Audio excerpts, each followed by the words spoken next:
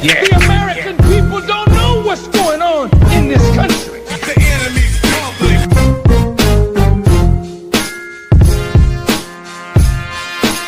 They really give a damn. The country is going to hell. The enemy's public. It ain't black people sending it there.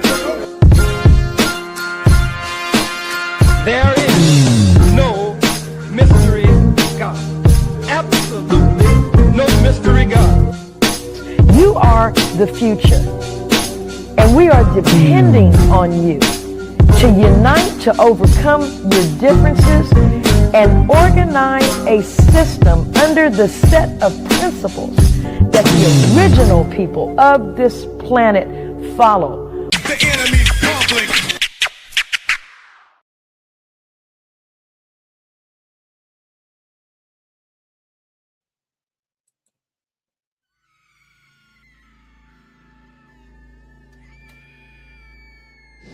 I don't know how I got here. I just know I'm never going back. Just when I thought things were already crazy, it gets worse. I'm back. Quan? Sapphire struggles to deal with her husband's alleged betrayal and coming to terms with Quan being alive after thinking he was deceased. Devante tries to keep a level head while dealing with family issues and unexpected disloyalty. Memories of Dre enters Devante's life in a way that he would have never imagined.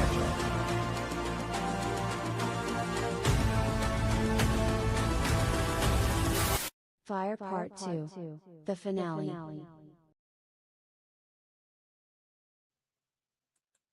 Get your copy of Fire. It's definitely a must-read. If you enjoy hood books, this one is it. Just like the title of the book, it's officially Fire. Get it on Amazon, paperback or Kindle.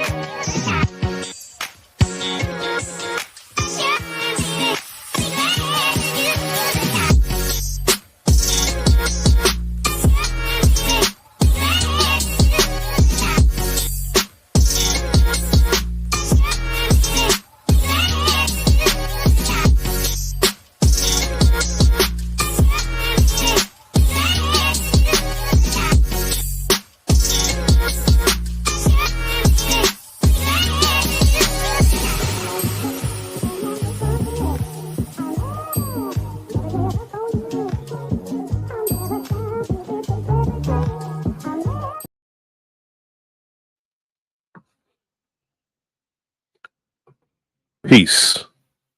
This is the enemy's public, and I am Bro.Nasir. I hope everyone are enjoying this beautiful Saturday fall afternoon.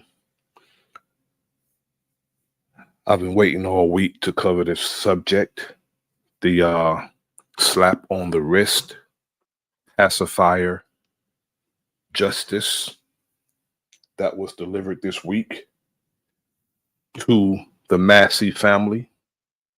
I don't think it was justice. I think it's exactly what it is, because no matter what, these white judges have a very hard time, even if they see how heinous the crime is and how violent some of these police officers are towards our people. They have a very hard time with punishing these people, a very hard time. And things have to change. When we see our people at podiums after these verdicts expressing justifiable outrage to these verdicts when someone literally got away with accosting in a very predatory manner and then threatening to shoot someone in the face, then doing it after threatening them, and they don't get punished at all. To me, he's not going to be punished according to the crime he committed. To have a 4 anywhere in the realm of his sentence is a miscarriage of justice. There shouldn't be a 4 anywhere in the vicinity of his sentence. It should be a 20 as the back number. A 20 as the back number. 20 to life.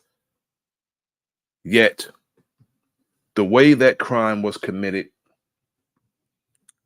he should be doing at least life in prison for shooting that sister and taking her life.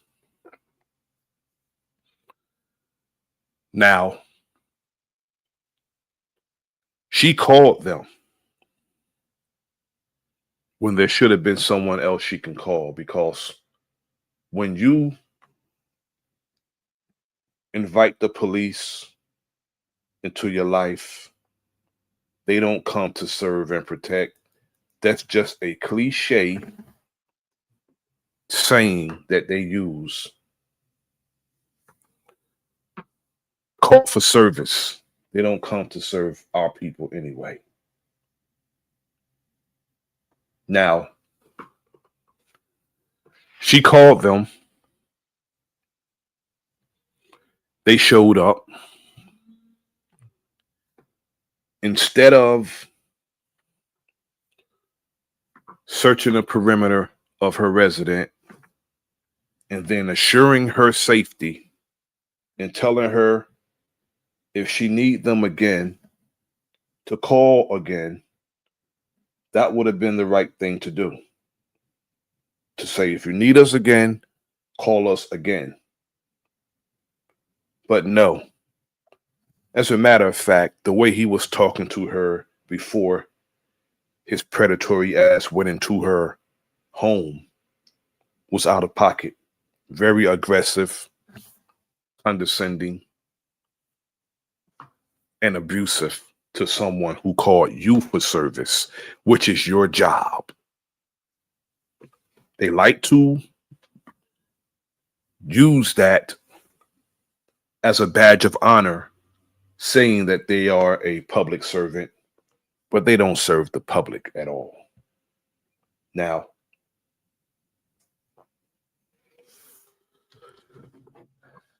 he went inside the sister's home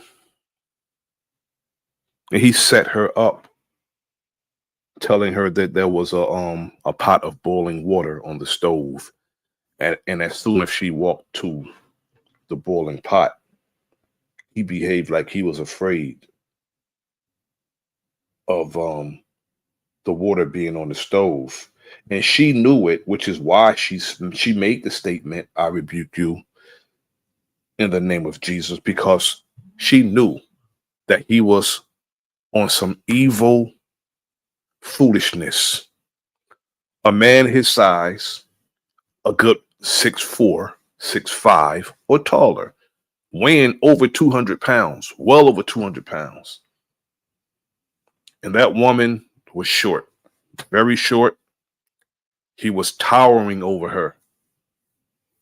And the way he accosted her, he threatened her to shoot her in the face because she said, "I rebuke you in the name of Jesus." And that's something that a devil would say, a demon, a wicked person would say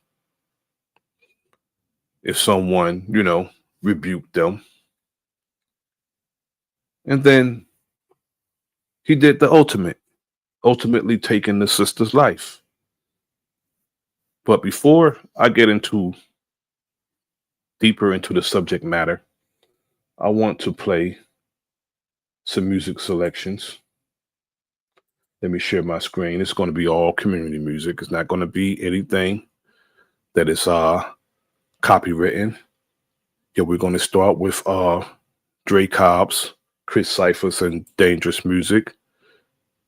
Laugh Now, Cry Later. We're going to start off with them. Let's go.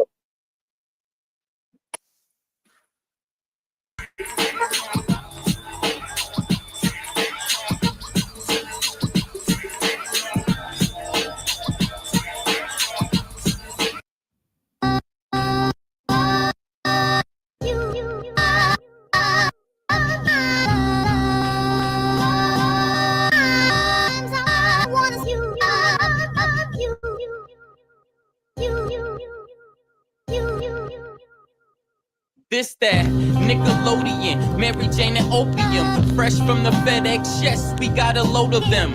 Yeah, tear this shit down like depression. The moral of the story is you get the lesson. I'm colder than the weather in Nova Scotia. The flow is colder, turn down. You just like the lame dude. Get the shoulder, have these niggas swinging that Chris Rock when I pitch a boulder. My intentions was ill will. You cry. When I rap, get a pill feel. I can meditate and stay connected to the earth like a mill drill. They taught you to lie to your kids with Santa. I verse in the AI now, ain't got the answer. Don't kill yourself trying to be me with the tanner. My equal love getting blown like the blammer. Bow. I'm biased to the low comprehension, cause people claim both to get a mention. You cry. And we don't wanna hear that. Keep it over there. Gotta do better. As if you knew better. But I don't want to bore y'all. We can talk. Back to regular schedule showgramming. Executive sessions. Welcome to the upper echelon of Megatron. And it's dangerous. Laugh now, cry later. Can that fly shit you talk manifest when you falling from a skyscraper? A headshot could be a mind changer. I'm just a nigga that could hustle the hustle, getting my side paper. You know it's over when the non-sprayer. Oh, we robbing everything that you got. We operate as personality, just like your chain. It got faker, but the bullets like the ice in your drink. They shot chasers, too much talking. You going in places these cops take us. Prison is a mental design for time chambers. Procrastination is a disease for time takers. When it's war, they could never be law for line makers. Suck your head, be stupid and cross and die. Player got the full fifth, waving you down like hi hater. When your soul leave earth, you could let the sky take it, cause you thought shit was sweet. Laugh now, cry later. Man, y'all know what it is, man.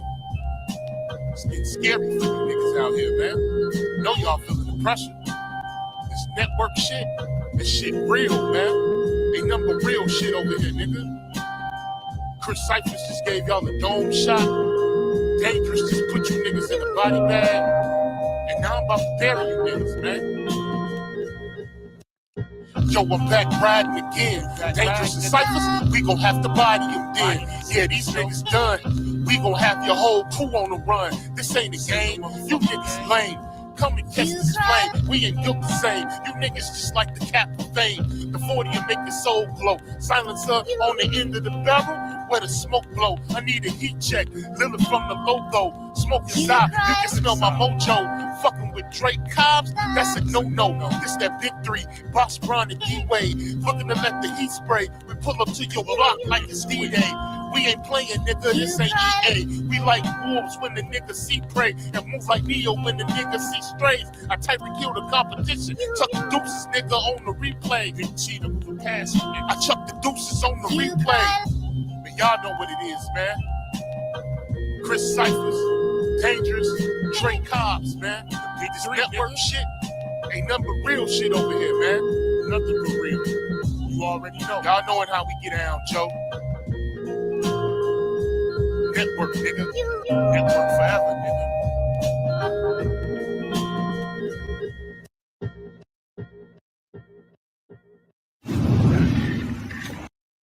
Greetings to Big Dog Philly OG. Thanks for tapping in. The True Daughter of Darkness. Peace, sis. Thank you for tapping in. Now we're going to go to Hood Politics Part 4. Dangerous music. Let's go.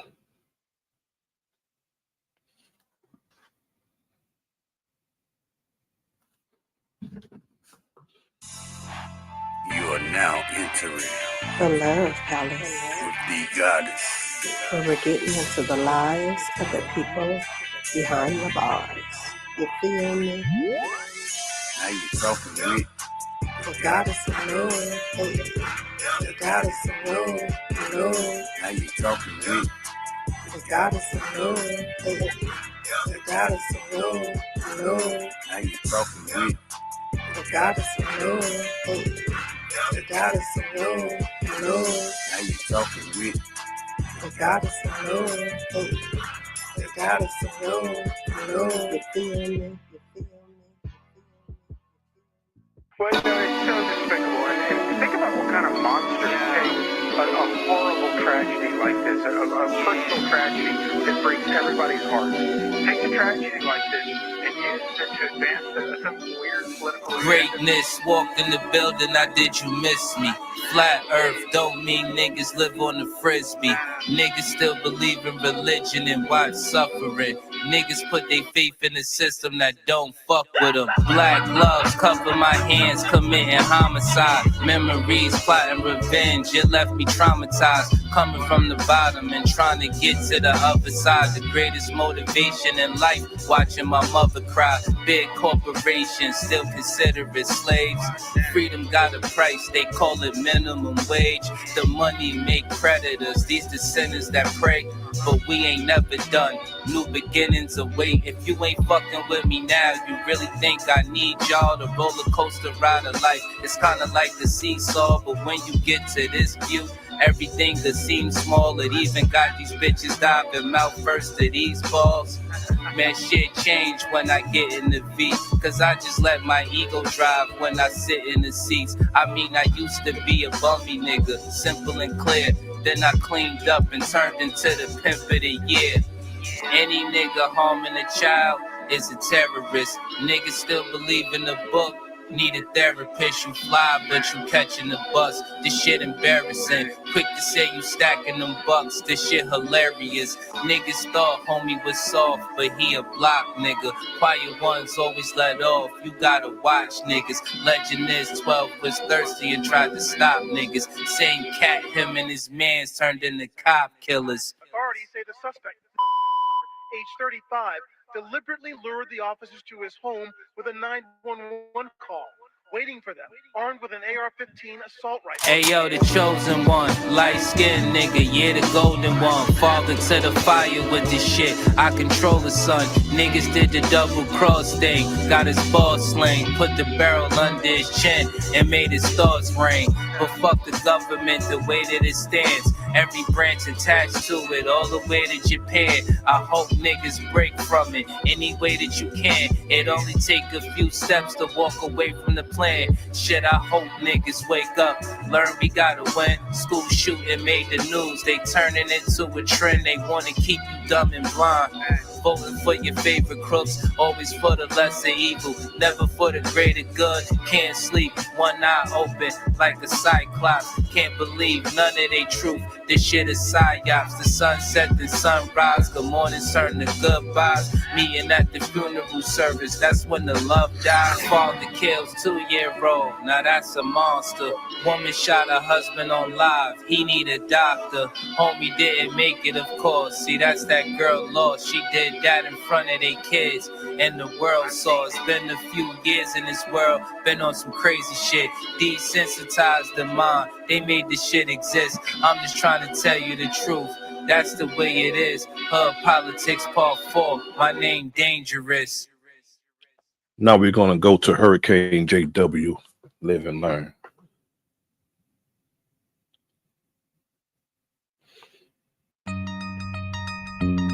Let's go. Get ready.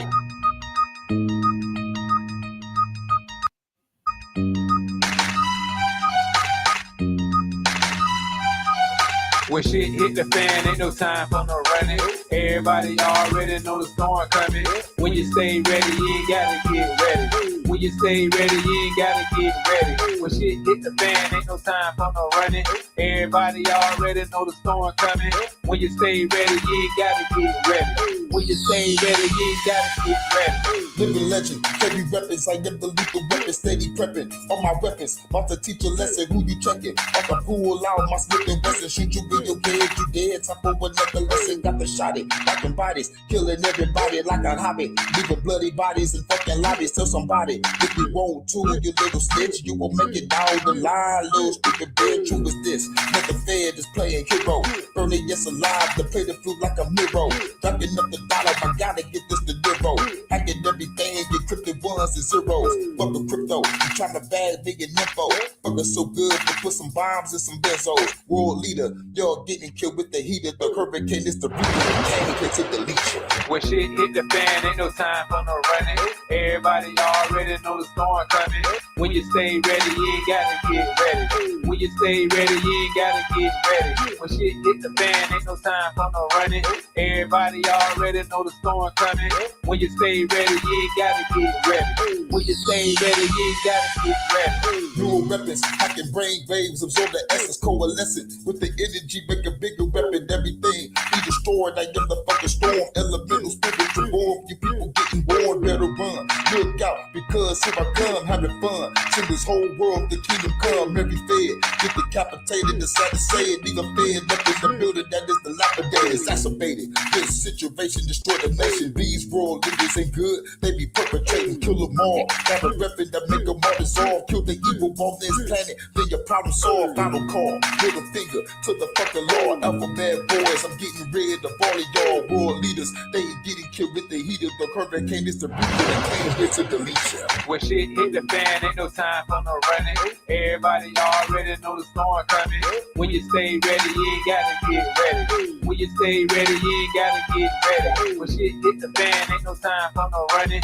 Everybody already know the storm coming. When you stay ready, you ain't gotta get ready. When you stay ready, you ain't gotta get ready. When shit hit the fan, ain't no time for no running. Everybody already know the storm coming. When you stay ready, you ain't gotta get ready. When you stay ready, you ain't gotta get ready. When shit hit the fan, ain't no time for no running. Everybody already know the storm coming. When you stay ready, you ain't gotta get ready. When you stay ready, you ain't gotta get ready. Hey. Yeah.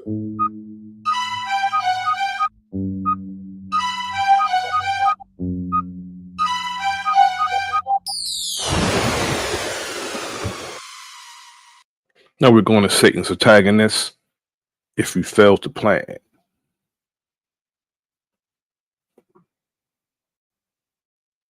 TEP production. Never let the manicure again form your opinion. This is the trick that's played on everyone who's oppressed. I just keep it intact, this is a fact, right and exact, I won't step back. Admiration is the feeling that inspires your brain to make you gain self-knowledge, not go insane. I'm Satan's antagonist, acknowledge what I speak. I cannot be duplicated cause I'm born unique. Brother Kareem told me if I want it, I gotta take it. Kareem told me if we need it, we gotta make it. Nasir just said stand up and be a man. You're planning to fail if you fail to plan.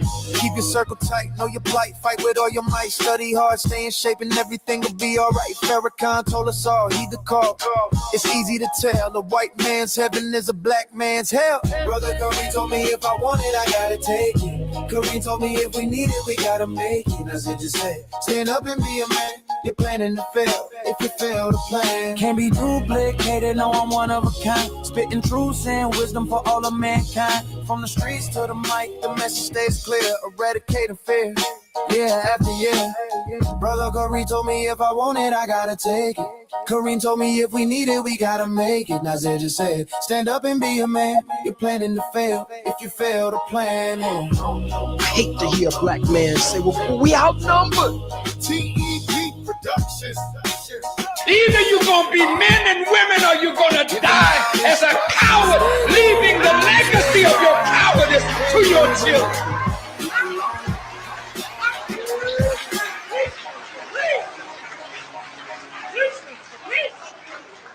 children will hate your shadow. Now we're going to May Day, featuring OTK, Stolen Land. I heard somebody say, let's make America great again. The only time that America has ever been great is before the colonizers came here. This your boy OTK, presenting May Day. Make America great again. Let me make this clear. That was the time before the troublemakers were here. Colonizers calling themselves settlers, warmongering thieves, false history peddlers, sowing poisonous seeds. Cause the absence of peace, because they'll never understand. There will never be peace on stolen land, especially with a gun and the Bible in your hand, dropping bombs on nations cause they won't meet your demands. Whether it's a city, a borough, or a village, the white man murder, raped, and pillaged, indoctrinated, free people under chattel slavery. But it's nothing in books about the black man's bravery. Stolen land, a constant fight for justice, for truth, for what is right. They try to break us, well, I might, but we rise up, shining ever so bright, shining ever so bright, shining.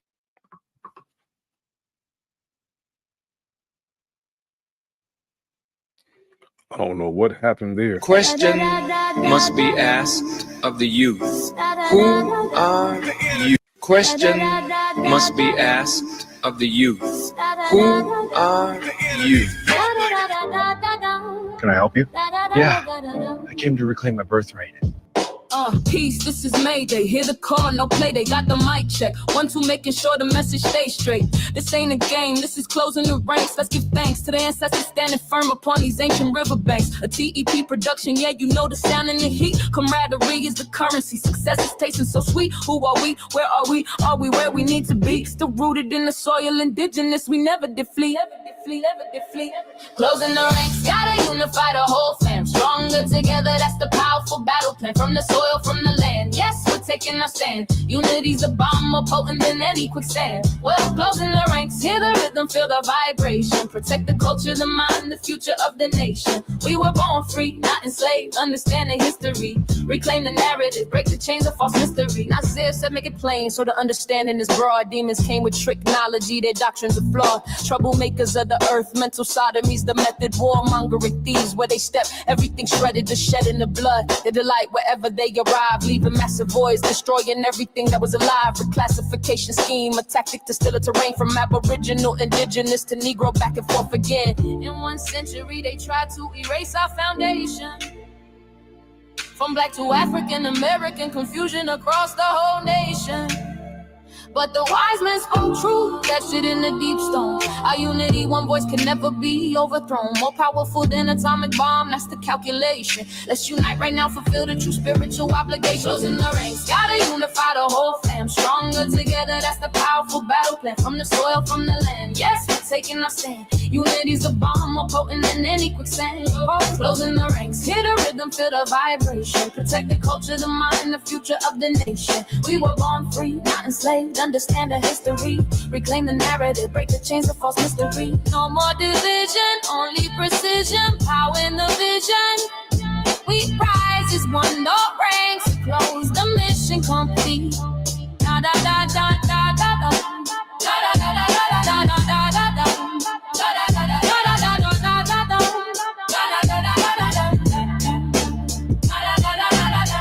Can I help you? Yeah, I came to reclaim my birthright. The last song before we get into the subject matter, Satan Antagonist and Mayhem. And I cannot call for retaliation in matters of the slain when you have become the #1 slayer. FBA and intelligent, never guilty of negligence. When it comes to my people, I'm never hesitant to speak my piece and give them a piece of information. To avoid a confrontation, that's the foundation. But there's another kind of peace. They clutching in the dark. All you do is aim and fire, and the subject is deceased, leaving a bloody mark. Frustration is the feeling. The city is real, and you have the strapping way, so you think you were chilling, thinking you were peeling. But who are you killing with that reckless abandon? Your own brother causing pain to his mother left stranded. I call you ignorant because you willfully ignore the fact the ones you're eliminating are all black. Where's the sense in that? Black, the heart is under siege. Eliminating our race, fell in the Pledge of Allegiance. Heart beating in the fucked up pace, caught in the undertow. Cause you're about to lose the case, watch the consequence. Bro, brothers in the grave and you're in a jail cell. Reality starts to burn. Days of mayhem and nights are hell, nowhere left to turn. Used to walk the streets with a swagger, now you walk the block. No more respect, just a steady tick-tock of the clock. No females in sight, they toss you the wigs to wear. Mockery in the air and they grease you when no one dares. A violation beyond compare. When you walk through the pod, you see things you never saw before. Milk toast softy, trying to be an outlaw, knocking at his door. That street credibility, that foolish pride you chase. Now it's survival of the fittest, every moment misplaced. We talk about the system, the bias, the institutional flaws, but we gotta address the internal damage, breaking all our law. Black on black, the heart is under siege. Eliminating our race, feeling the pledge of allegiance. Heart beating in the fucked up pace, caught in the undertow. Cause you're about to lose the case, watch the consequences grow. Brothers in the grave and you're in a jail cell. Reality starts to burn. Days of mayhem and nights are hell, nowhere left to turn. Think about the future you destroyed for a minute of heat. Now you're trading concrete jungles for concrete sheets. Locked down, looking through bars, witnessing the decline. All because you couldn't see the bigger picture, couldn't read the signs. Self-destruction is a weapon more potent than any nine. We gotta educate the youth, gotta draw the battle line. We gotta educate the youth, gotta draw the battle line. Ignorant elimination, the cycle of the pain. We gotta stop the rain, gotta rise above the stain. Where's the love, where's the unity? We need it now, son, before we lose the whole damn fight, before the war's even done. The gangs represent the power for real change. Peace to everybody who's joining me this afternoon. Big Dog Philly OG, the true daughter of darkness, Brother Shank Rock, Max 10 Productions, MVP Studios. Thanks for tapping in. Thanks for all who's tapping in. This afternoon's subject matter is we're going to deal with the pacifier, slap on the wrist, justice that the Massey family received in the so-called justice system, which has never been a justice system to our people.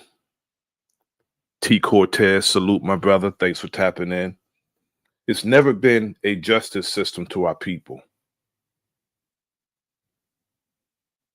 We go down to the courtroom looking for justice. That's what we find. Just us. And we have to do better with how we fight against this system. When I see our people forgiving people who haven't acknowledged wrongdoing, it's cringeworthy. And when I see our people saying that they're going to put it in God's hands,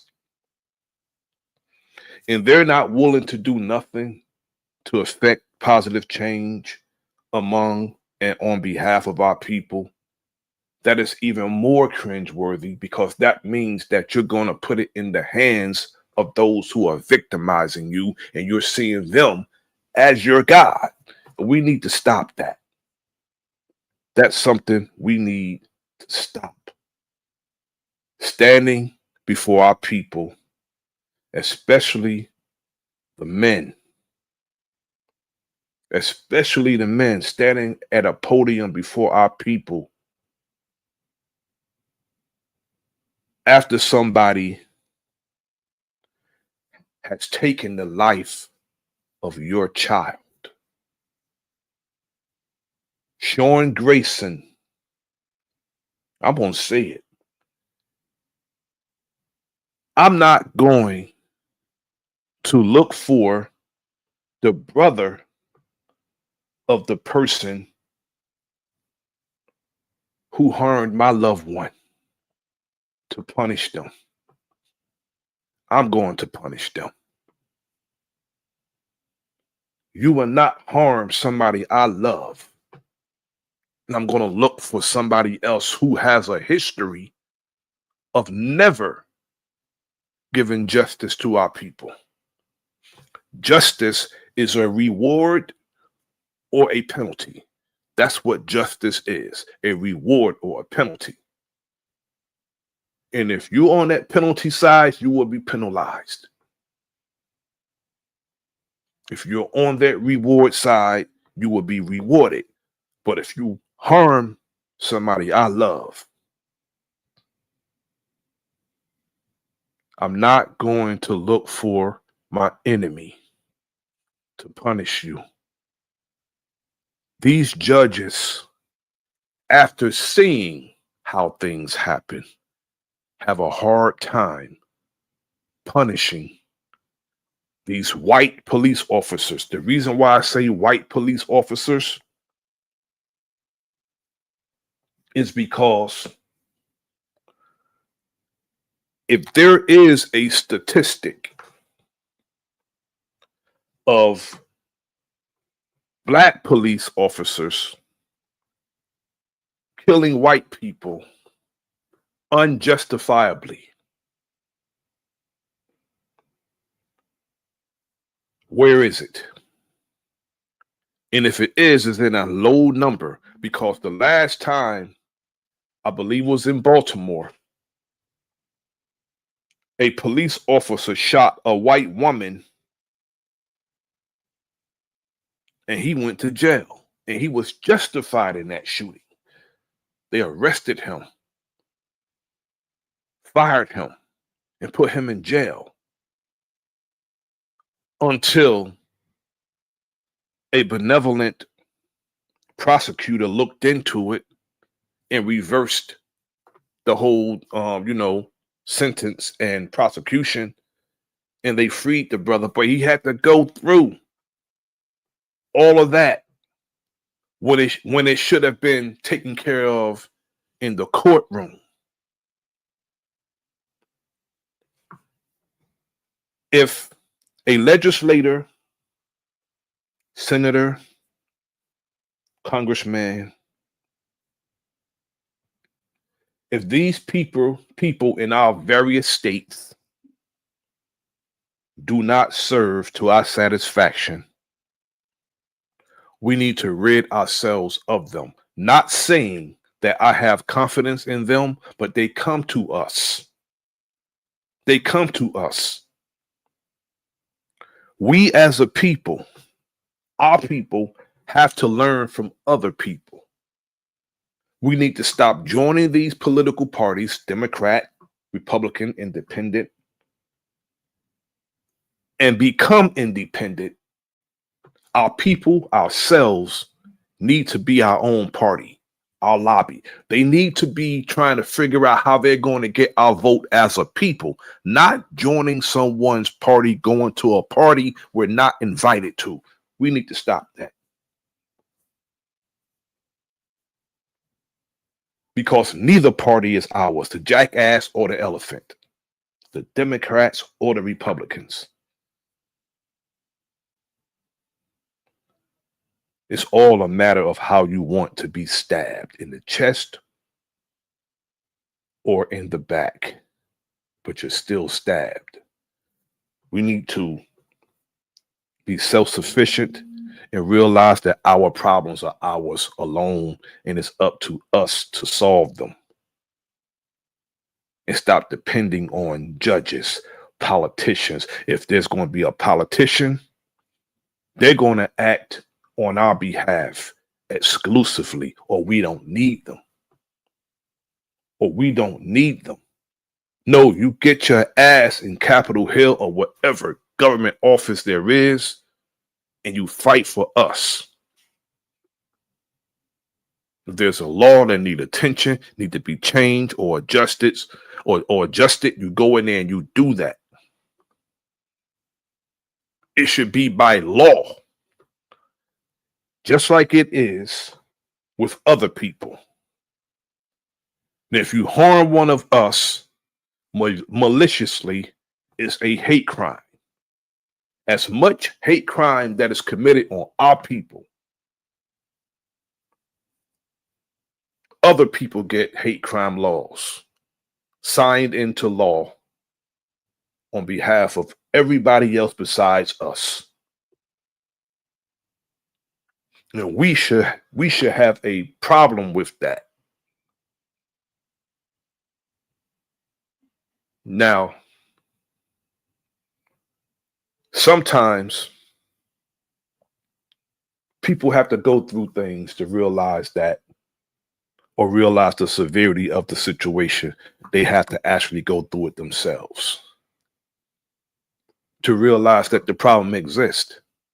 And some people altogether don't care unless it affects them personally. I've said it before. We need to develop a nervous system through our people, on behalf and through our people. We need to develop a nervous system, meaning we need to feel each other's pain. If it happens to one of us, it affects all of us, and we act and behave accordingly. That's what we need to do. And anybody who has disdain for any one of our people or serve to the detriment of our people, we shun them and don't allow them among us. I see people walking around with MAGA hats, our people in jerseys, gung-ho, MAGA. A brother and sister with a MAGA hat on is bugging. You're not on the team because you wear a hat and jersey. You're a damn fan. You're not on that team. They won't allow you on that team, but they'll use your dumb ass. They would use you. Putting on a MAGA hat, putting on MAGA t-shirts, that don't make you official. It makes you just as official as wearing Cowboys jerseys and fitted caps. You're not on that team. You're just rooting for it. And it's serving to your own damn detriment. But now I have I'm going to continue the video presentation. We're going to go to the first video that's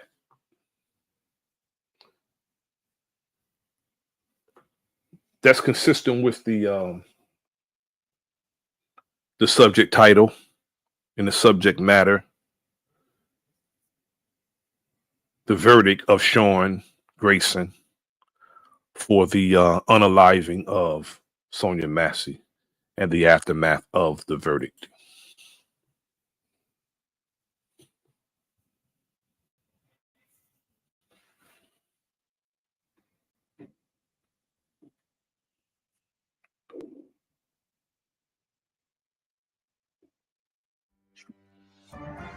First, we begin with that breaking news. Former Sheriff Deputy Sean Grayson has been found guilty of second-degree murder in the death of Sonya Massey.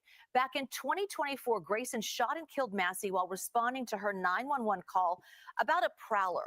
Now, Grayson says he shot Massey in self-defense, fearing she would throw a pot of boiling water at him. But prosecutors say Grayson could have left Massey's home rather than shooting. And what's crazy about that, she called about a prowler. And a predatory prowler murderer showed up. A prowler, a murderer in uniform showed up. And killing her. We want to show you body cam footage of that interaction, which may be disturbing to some viewers. Where are you going? Away from your hot steaming water. Away from my hot steaming water? Yeah. Oh, I rebuke you in the name of Jesus. I rebuke you in the name of Jesus. I swear to God, you trade your face. Okay, I'm sorry. Drop the pot. All right, we want to go live to Jerika Duncan outside of the courthouse in Peoria, Illinois. Jerika, you were there when the verdict was read. What was the reaction in the courtroom?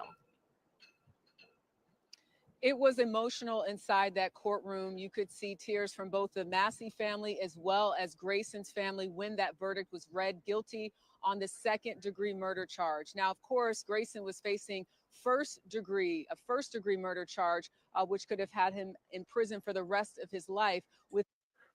And that's what should have happened. Judges should not be allowed to supersede and change the law because they have a problem with punishing rogue, murderous ass cops.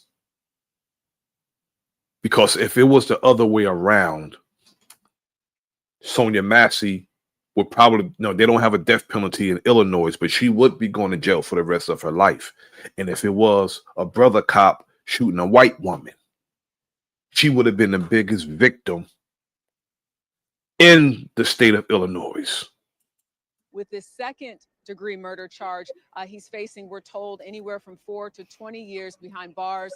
But there are things that still obviously need to be worked out at sentencing, which as of right now, 4 to 20 years. 4 to 20 years means if that judge gave him 4 years, he won't even do that much time for a crime like that.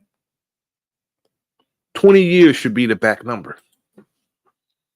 right now is January 29th of next year in Sangamon County, not here in Peoria County. But I can tell you that as I looked at Grayson's face, he was pretty stoic. He was looking straight at the judge. After the bailiffs came and they handcuffed him, he was looking for his family, or what appeared to be him looking for his family. His family had already left the courtroom, but there was clearly a moment where the judge thanks the jury, understanding that the video that they looked at twice in this trial was very graphic, very disturbing. He thanked them for their service, and everyone sort of went out on their way. But the process in of itself took about 5 minutes. The jurors came in, they announced the verdict, and that was it. It's my understanding they deliberated for a total of 6 hours and then came up with this verdict. Have you heard from Sonya Massey's family?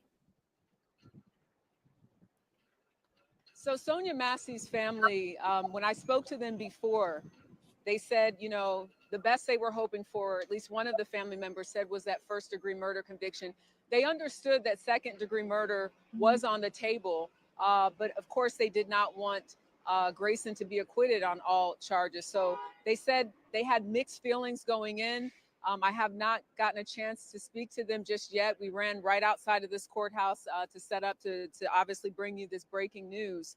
But I can tell you, having met with this family almost a year ago, that it's been very challenging for them. It's something that they can't shake. You know, they will always sort of be attached to this graphic video that has been seen around the world.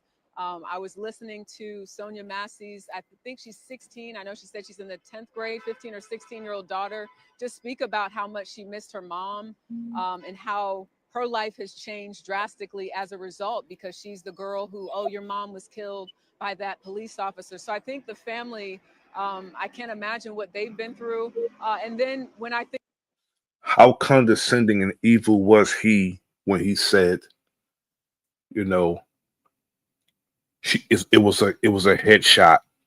You know, he like made a confirmation, like, you know I killed her. It was a headshot.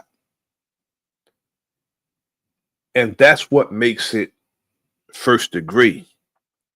Threatening her and then doing it. Moving, advancing towards her. He advanced towards her. Now, he had no business in her home in the first place. But for him to advance towards her when he could have just did an about face and went out her door or went the other way, he advanced towards her, getting into his partner's line of fire to take his shot at her. Should have never been a second degree charge on the table. Should have been first degree, and he's guilty of it. think about Sean Grayson's family, I was actually sitting behind them yesterday for closing arguments, and it was clear that they've been torn apart by this too. When the defense was talking about how Sean Grayson was just, I don't understand how she can stand up here and say that their family's torn apart. You know, they can go see him, take him commissary, or do whatever, and they're going to eventually see him again. unless there's a welcoming committee in that prison awaiting his arrival to welcome him. But if that doesn't happen, they're going to see him again, at least. Sonya Massey's family got to go to a grave site. They have to go to a grave site. So the Grayson family's not torn apart. It's not tearing them apart because Sean Grayson was a total fuck up. He was on 6 departments, 3.5, 4 years. He was on 6 police departments in that little small time. He was discharged dishonorably from the military because he has a problem with the chain of command. He supersedes the chain of command and he has a problem with following instructions. And the last police department that he worked with before he went to Sagamon is liable because they should have decertified him. He should have never been able to go to another department after being fired from so many departments. He was liable to commit some type of crime because he was getting away with violating departmental policies. He was definitely going to graduate to doing what he did because he violated departmental policy. He was discharged from police department after police department 6 in 3.5, 4 years. He should have been decertified and not allowed to go to other departments. Justified in what he did, and he followed policy by the Sangamon County Sheriff's Office. You could see family members of his looking at the jurors kind of in that direction and shaking their head almost to say, yes, you see, like he did what he was supposed to do. He didn't do anything wrong. When the defense attorney mentioned that it was Sonya Massey who sort of escalated the situation, were the words that the defense attorney used, you could see again Grayson's family shaking their head like, yes, if there wasn't a pot involved, and I guess in their opinion, their family member, Sean Grayson, did not. If there wasn't a pot involved, that's that woman's home. The police had no business in her home in the first place, altogether. She have a right to do what she was doing prior to them coming to her home. They should have checked her house and told her everything's okay. If you need us, call us back. But no, he insisted on going into that woman's home. He insisted. That woman was on the phone with someone who can help her. And he interrupted her and told her that there was a pot on the stove when there was 2 of them. He told her to go over there to that pot.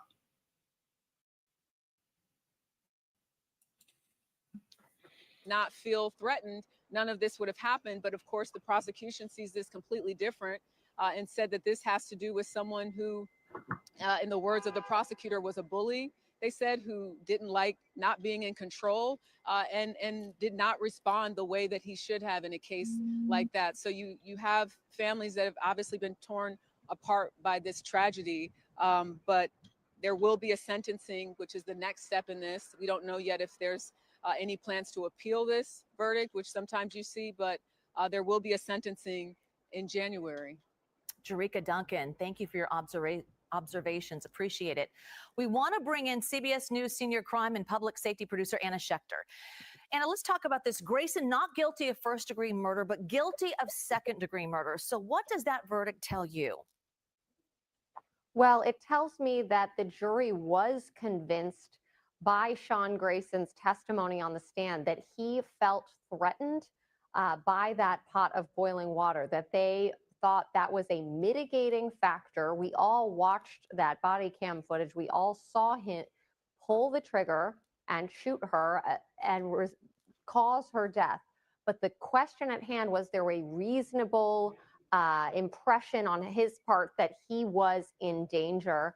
And so to me, this second-degree murder charge with a sentencing guideline that caps at 20 years instead of that life, to me, this means that the jury was convinced that he did feel threatened.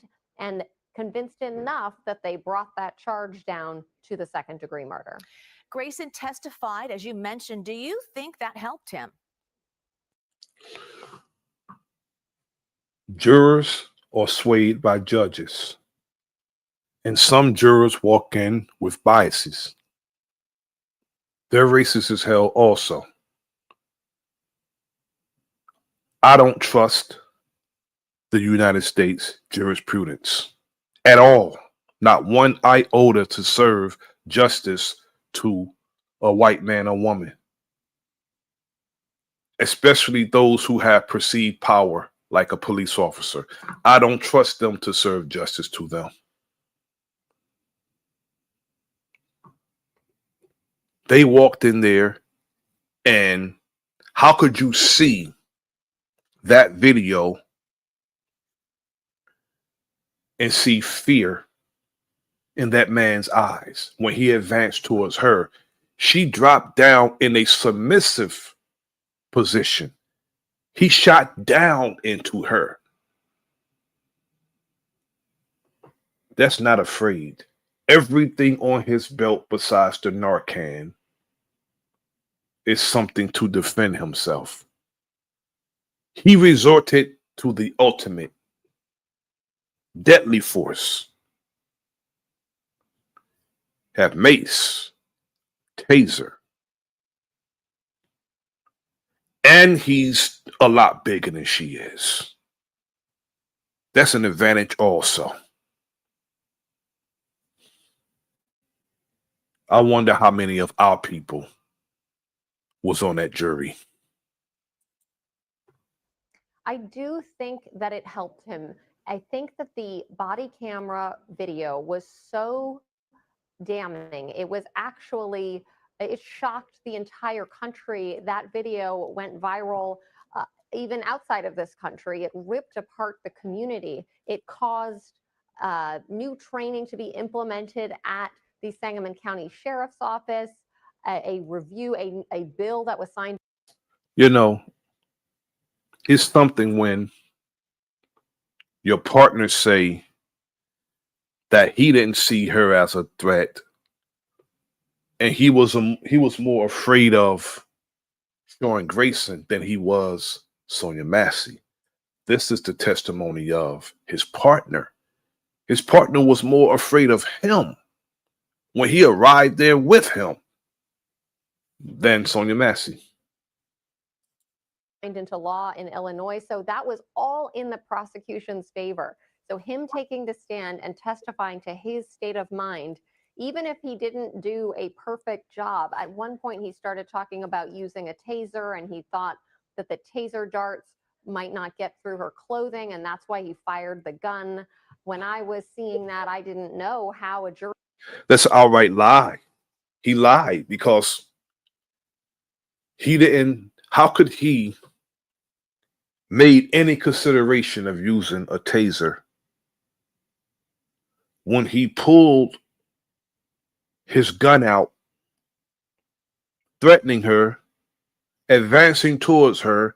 He never reholstered his gun after pulling it out. So how was he considering doing anything else besides shooting her? He never reholstered his gun. It was a barrier between him and her dividing the kitchen. When he pulled that gun out, he was using profanity towards her. "I shoot you in your effing face." And he advanced towards her, getting right in front of his partner, who had his gun drawn also. Because the rules of engagement, departmental policy is, if your partner draw his gun, you have to draw yours. That's just the rules. Yet, when he walked in front of her, he was directly in his partner's line of fire. If his partner would have fired a shot, Sean Grayson would have been shot in the back. That's how aggressively he moved towards her, trying to harm her. Jury would react to that, but clearly it worked. Now, of course, it is rare for a law enforcement official to be convicted of something like this, of second-degree murder. So, you know, he didn't get off, but We would see if he got off during the sentencing, because if he gets 4 years,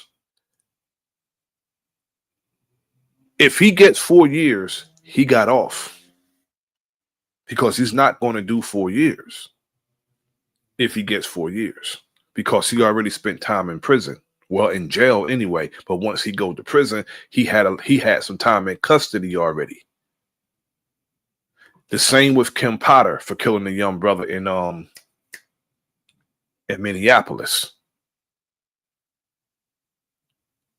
She did less than 3 years for going to a traffic stop that wasn't hers and shooting a brother. She did less than 3 years. Anna, thank you.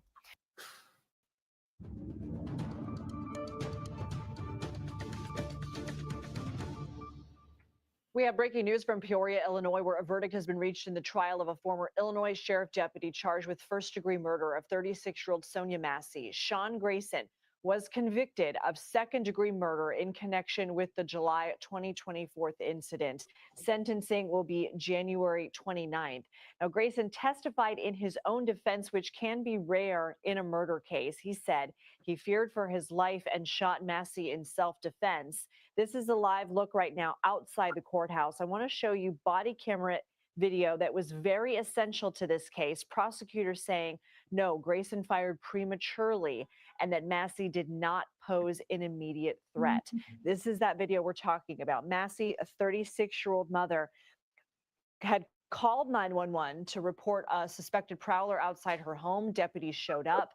This incident escalates, involving Sisters, if you have men in your family, call them. Call them. Do not call the police. Call the men in your family, because you're going to call somebody who's going to harm you. And the mother of Sonya Massey told dispatch, do not send a racist cop to my daughter's house. Send somebody who's going to do their job. And the dispatch was oblivious, or behaved or acted like he was oblivious to that there's any such thing as a racist cop. a pot of boiling water on her stove. Grayson had asked her to move it. She had said, I rebuke you in the name of Jesus. And there were expletives flying, and he had basically said, I'm going to shoot you. She had cowered and said sorry. And again, this was crucial to the case here. I want to go ahead and bring in Anna Schechter. She is the senior coordinating producer for our Crime and Public Safety Unit. So Anna, I've sort of laid out this. You and your unit also have taken a deep dive into the Sangamon County Sheriff's Office. But go ahead and just tell us what you're learning here about this case and this verdict. Well, we were looking at 3 counts of first-degree murder, and it was only a day ago that we learned that actually 2 days ago, right before jury deliberation began, that the jury could actually consider second-degree murder if mitigating factors led them to believe, yes, he did murder her, but he had a reasonable defense in that he feared for his life. So that was actually new and came late in the game. We learned right before jury deliberation that that was possible. And Yes, exactly. You know, it's like you get to the goalpost and you cross over to the end zone. Then all of a sudden they say, well, a touchdown is no longer 100 yards. It's 110 yards. This is what happened. They moved the goalposts. It's exactly what they did during deliberations. And they did this deliberately. And we just in that is in fact what the jury came down with, second-degree murder charges. Why is that important? Sentencing guidelines are completely different. He could face up to 20 years in prison instead of up to life in prison, 45 to life.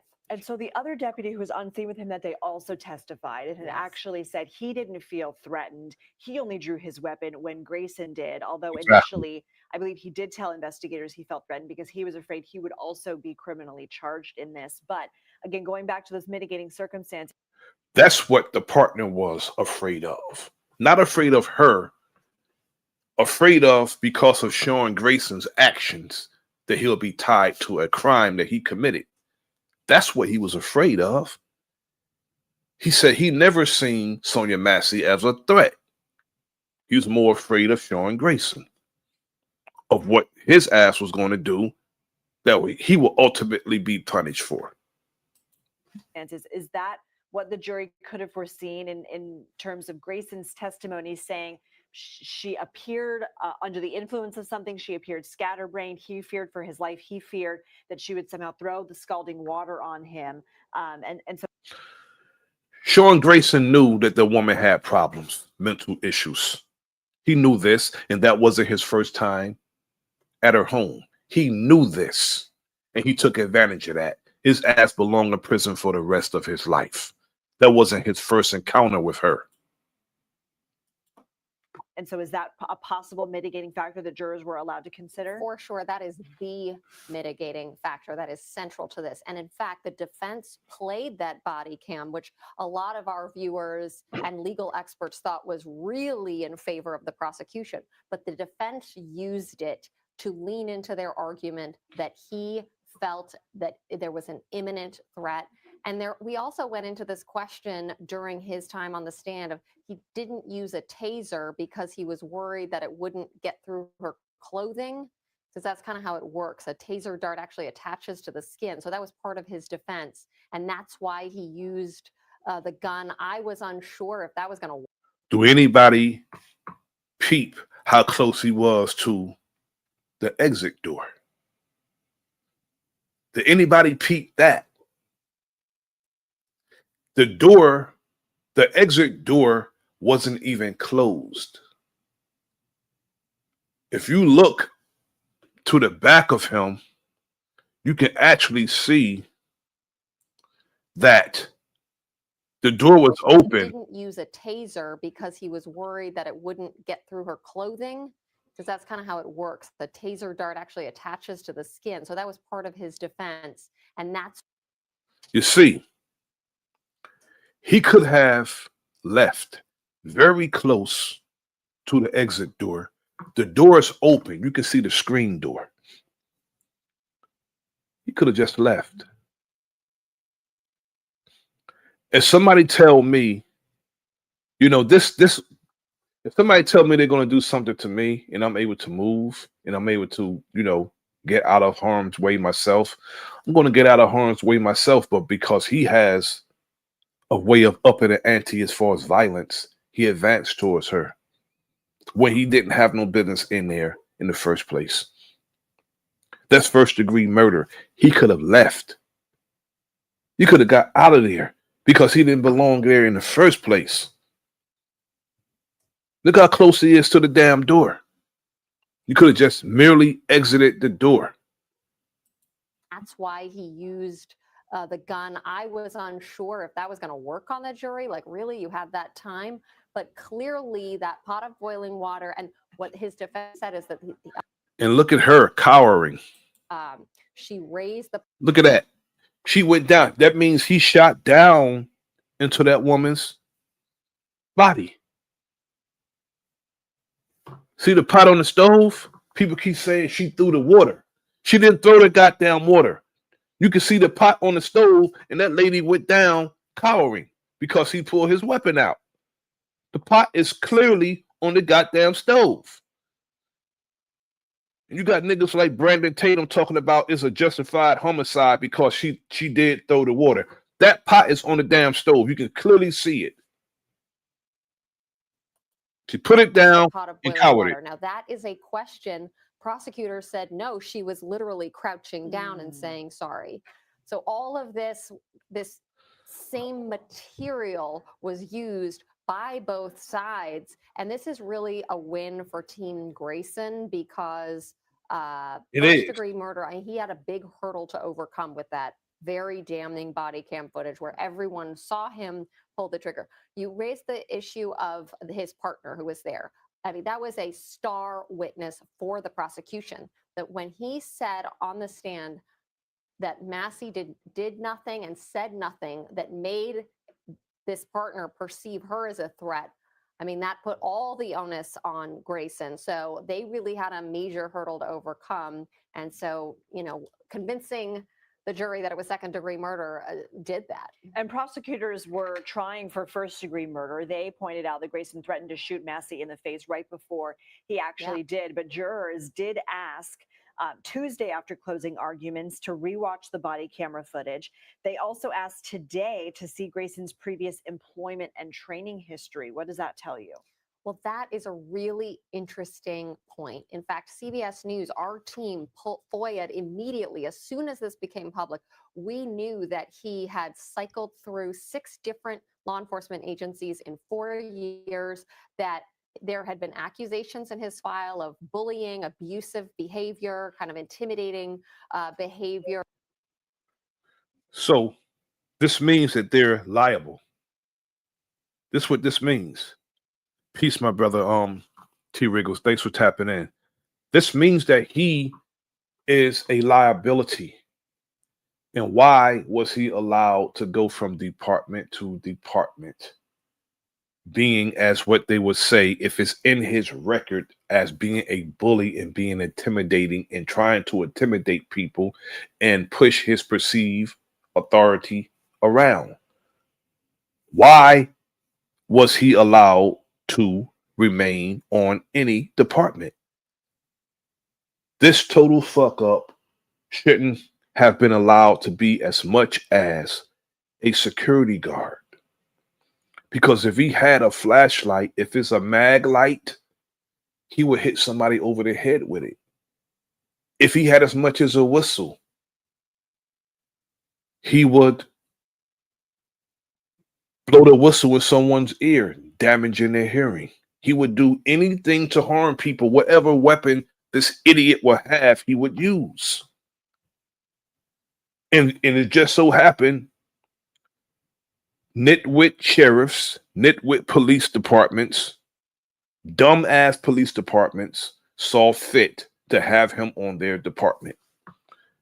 Department number 1 should have decertified him.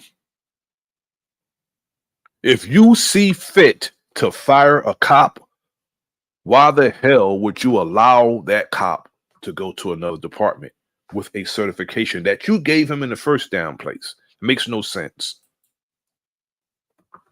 In one case, and then also misusing his position in another case to intimidate someone related to his family who had children, just inappropriate behavior. And then a third thing, which was the most damning, which we have the dash cam video of him driving over 100 miles an hour in a car chase, and he actually hit a deer and was on a car chase that his department told him to abort.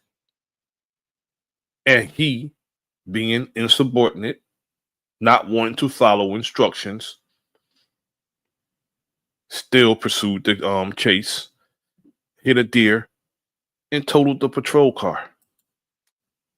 Uninjured, but this kind of reckless behavior.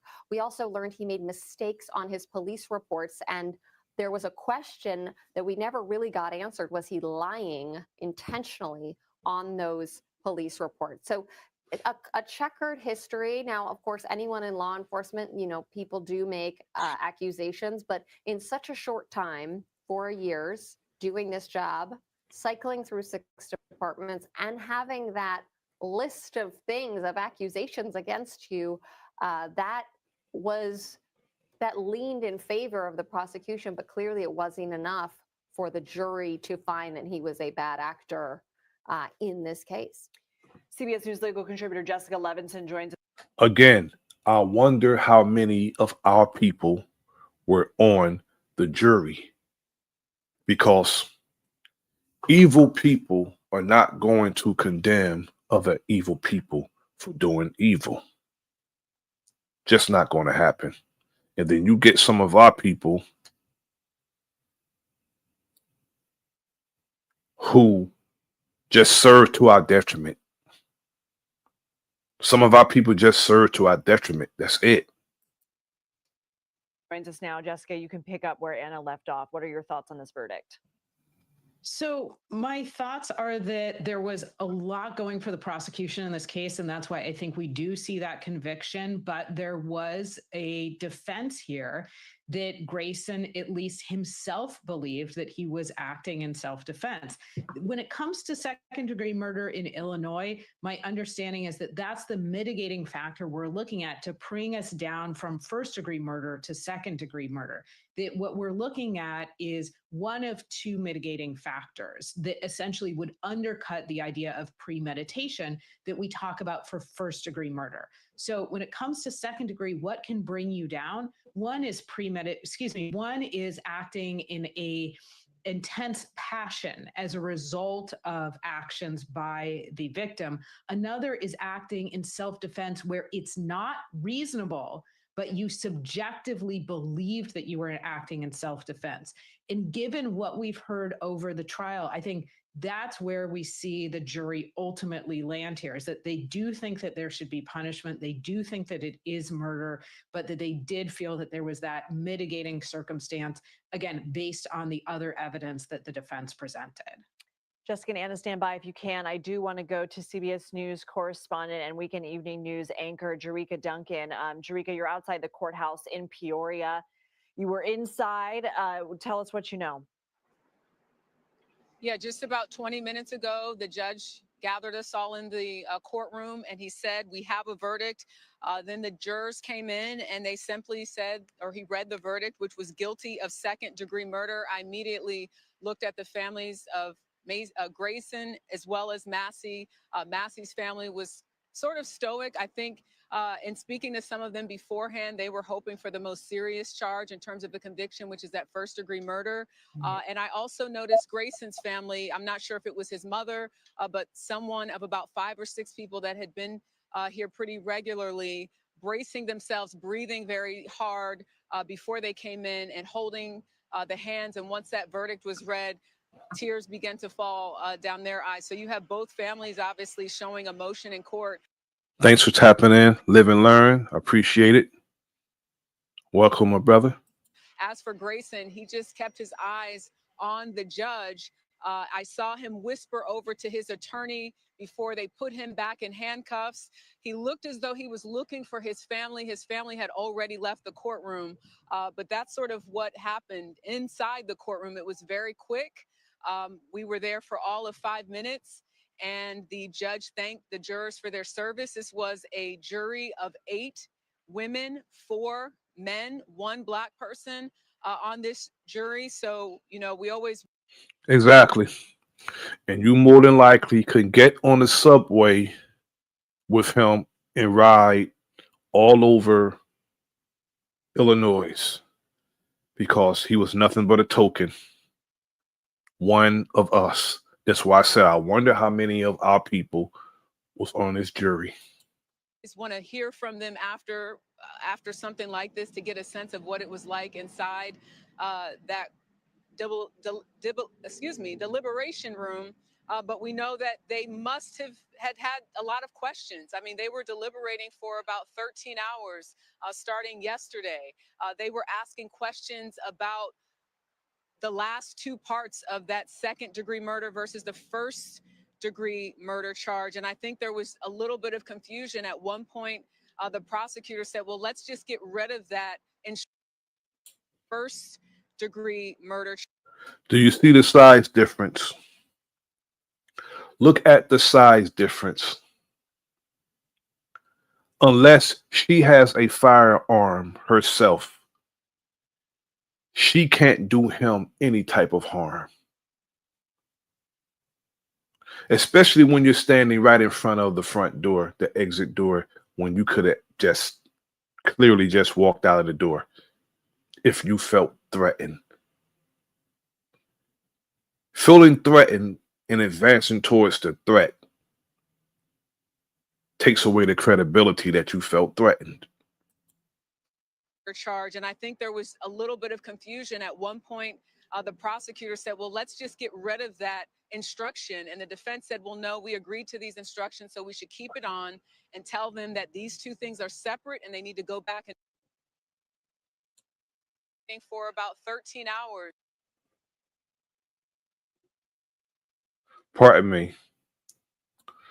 For I'm their gonna go service, back. this was a jury of 8 women, 4 men, 1 black. Brother, my brother T. Wriggles, he's about a foot taller than her. An entire foot taller than her. That woman probably about 5'4", 5'2", 5'4". He's about 6'5". An entire foot taller than her. Black person on this jury, so you know we always want to hear from them after something like this to get a sense of what it was like inside that deliberation room. But we know that they must have had a lot of questions. I mean, they were deliberating for about 13 hours starting yesterday.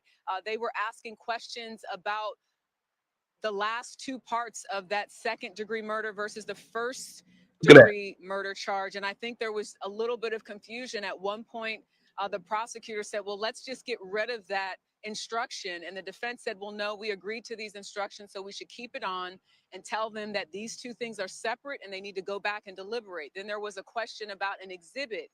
There was video that they wanted to see, but also wanted the lights dimmed from what I understand, so they could clearly see some of that video that was shown in court, I guess to discern the actions of Sonya Massey. As you all know by now, that is at the heart of this case, that video, but also what Sean Grayson said he thought was a threat, which is that water, and what the prosecutor said, which is essentially that Grayson didn't know policy, but they believe that this was a first-degree murder case. So it will be interesting to hear from the family of Sonya Massey, who we hope to speak to relatively soon. We haven't seen them come out just yet. There are some people that were protesting on the corner here of the courthouse.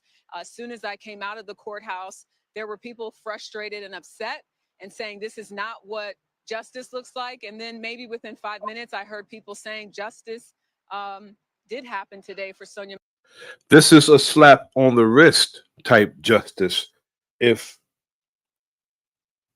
they're saying he can receive 4 to 20 years, 4 to 20 years, and it's a stipulation of probation. Probation, that's in an equation of justice. 4 years is bad. 20 years should be that back number.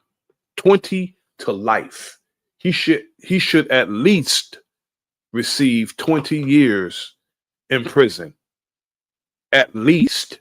That should be the least that he's offered as a prison sentence. Not 4 to 20 with a stipulation of probation. For doing what he did, that's not justice at all. Massey. So you have people that are a little split, people in that crowd that were in tears, but obviously in some ways, depending on who you talk to, this is justice for Sonya Massey because a former deputy was charged with second-degree murder, which is very rare when you look at the history of these police-involved shootings. Lindsay? And Jerika, Anna Schechter had told us that it was kind of a surprise late in the game that jurors could consider second-degree murder as well. Were you in the court when Peace, A Knots. Salute, family. that was happening earlier in the week? No, you know, we arrived here yesterday knowing that closing arguments were taking place. And that instruction, I believe, was given before that was an option. Yes, I know. In fact, that was because when I was in New York, that was something that we discussed in terms of trying to get here early before those closing arguments, making sure we were in the courtroom to sort of hear those last arguments from both the prosecution and the defense side. And Jerika, stand by if you can, and if you do flag anyone down, be sure to let us know. Jessica, I just want to go back to you, and I had discussed this with Anna, but can you talk to us about the sentencing guidelines and how they differ between first degree, which is not what Grayson was convicted on, and second degree, which is what he was. So my understanding under Illinois law, of course, we're talking about state law, is that there is actually the possibility, although I think it's remote, of no jail time, that there's no mandatory minimum in this case. When it came to first degree murder, you're looking at a potential life sentence. I think when it comes to second degree murder, what we're going to see is, I'm guessing and speculating that a judge will look and say that there is certainly prison time that is appropriate in this case, but it may not be life in prison. I don't think that's envisioned by the state statute here, which is to say that the difference of going from first degree murder, which was charged, to this lesser included offense of second degree murder. I know you talked about the, surprise by some that you were able to find guilt on a lesser included charge, that this is a difference when it comes to sentencing. I mean, again, we're talking about, I understand the possibility of no jail time. I do not think that is a probability at all. Back to Anna Schechter here with me in studio. As I mentioned, you and your unit have done a deep dive into the Sangamon County Sheriff's Office. Have there been any changes made since this shooting? Well, there have. They implemented a series of trainings, retraining officers on use of force, on de-escalation. Peace, salute. Hiker, thanks for tapping in, my brother. Salute. Which is at the core of this case as well, methods to de-escalate. And there was a real reckoning in this community because this video sent shockwaves around the country, of course, but it really ripped open wounds in this community, and people who had loved ones who died in custody or who also felt they experienced excessive use of force. They came together and sat down with Jerika Duncan. But also really quickly, state law, a Sonya Massey bill was passed just in the last couple of months that requires rigorous, thorough review of previous employment records before anyone can become a police officer. And that is, Illinois essentially has I would say, the highest bar at this point in time. And Jerika, back to you. Final thoughts. Yeah, I know there was a lot of discussion regarding the amount of time. And I just want to also note, while we focus on second degree murder, the jury also found that he personally discharged a firearm and killed Massey. So I believe that will be taken into consideration as well. With that sentencing, we were told 4 to 20 years on the second degree murder charge in the state of Illinois, but that will be determined at sentencing, which right now is scheduled. Exactly, Hiker. That was not their first encounter.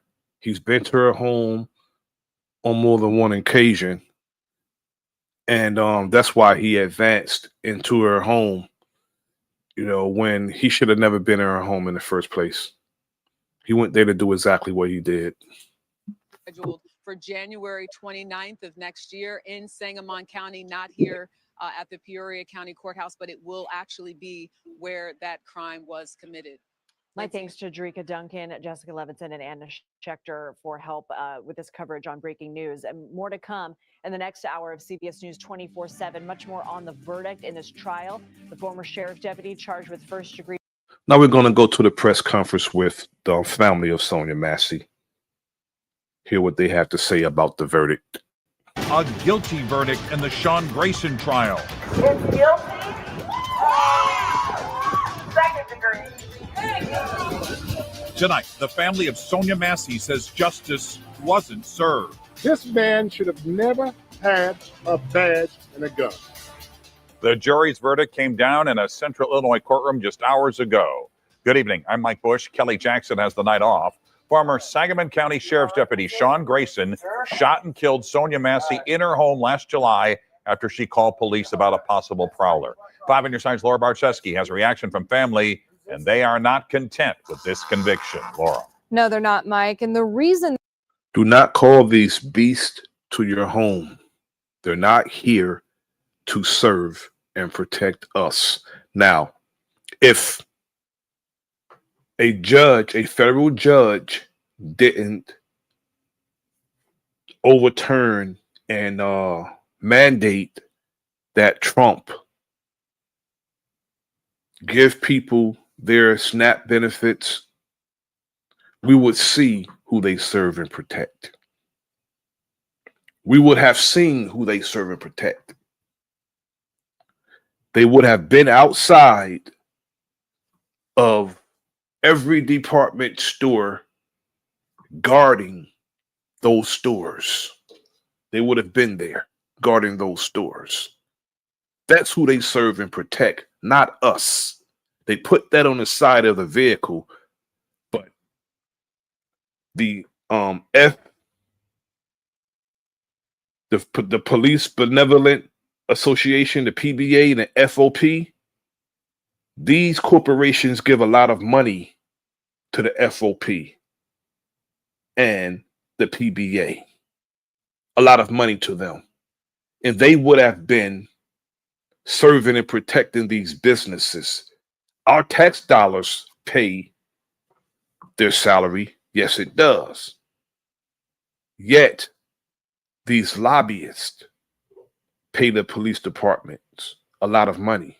That's why I say we as a people, we need to be a lobby ourselves.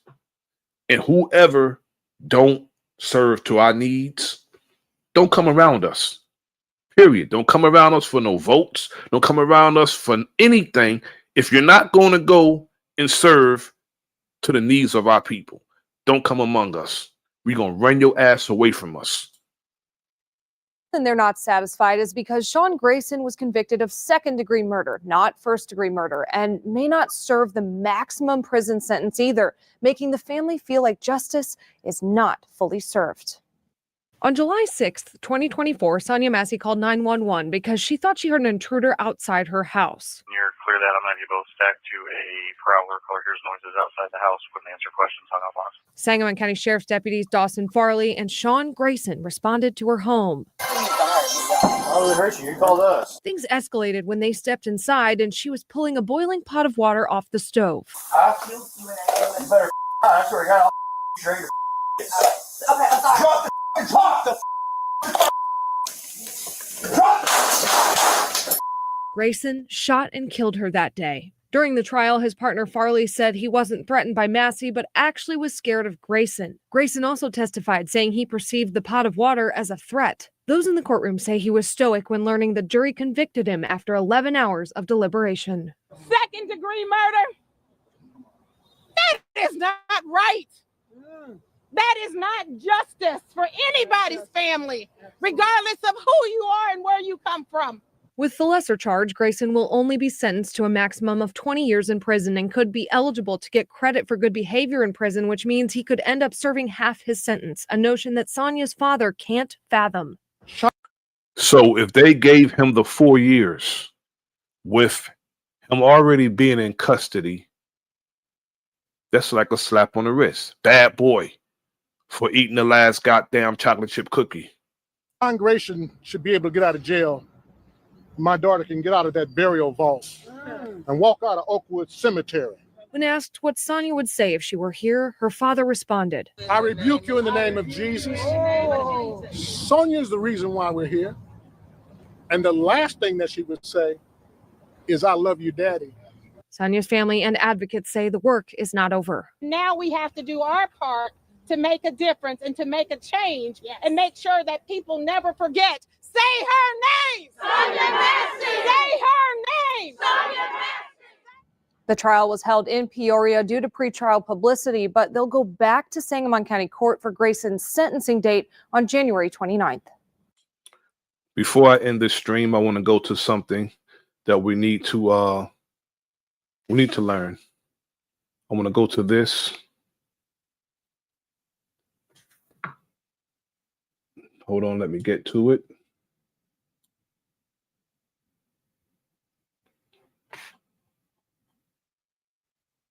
Now,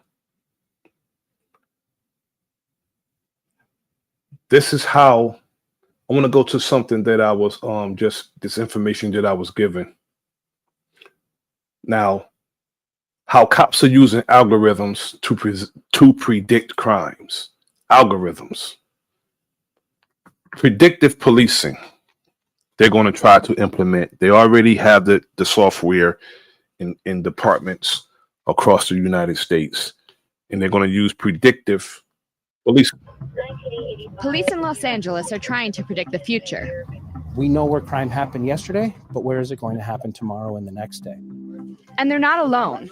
More and more departments are using data-driven algorithms to forecast crime. It's all about improving accuracy and improving our effectiveness, our efficiency, and our service to the community. When you see more police officers, you see the lights, hear the sirens, the high visibility of officers does deter crime in certain areas.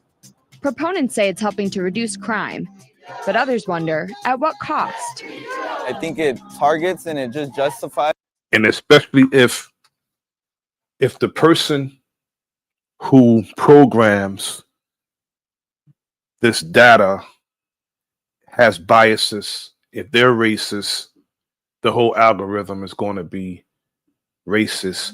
And we all know who they're going to target with this algorithm of police, predictive policing and to predict crime. Because they, with the stereotypes that they use against our people, we all know where they're going with this. In their eyes, racial profiling. I just really worry about the world that my son is going to enter into and become a young man in.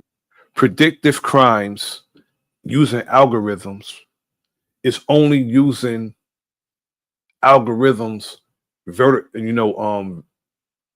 virtually, because they already use BS algorithms with their frame of mind, with their thinking.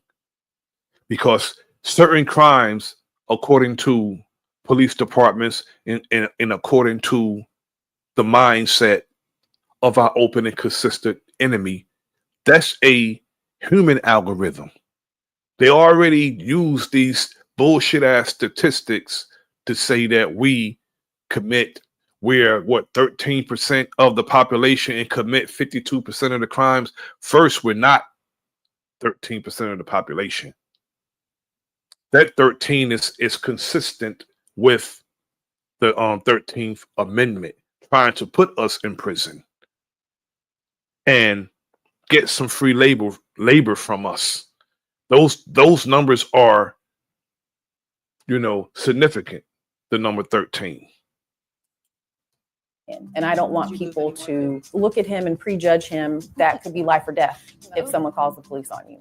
The algorithm is always going to augment the system that it's in. And if the system itself is biased, is unjust, then the algorithm is going to replicate that.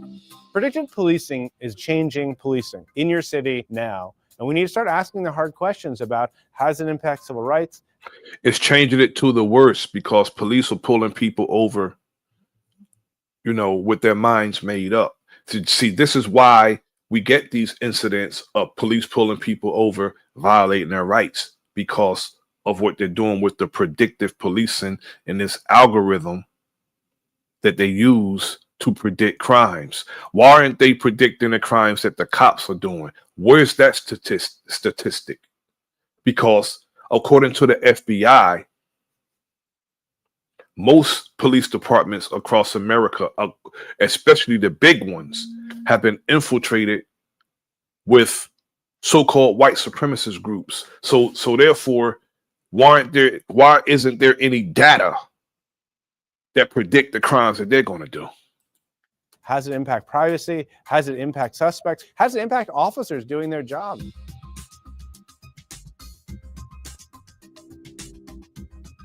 All right, here's how we're going to work for tonight. Sergeant Flores will be out as 160. Say you're living in Los Angeles and you just got out of prison. The LAPD could be keeping tabs on you through a program known as Operation Laser. It uses crime, arrest, and field data to determine where violent crimes are likely to take place and who will perpetrate them. Laser predicts who will commit a crime before a crime actually happens. Groups like the Stop LAPD Spying Coalition are sounding the alarm in local communities.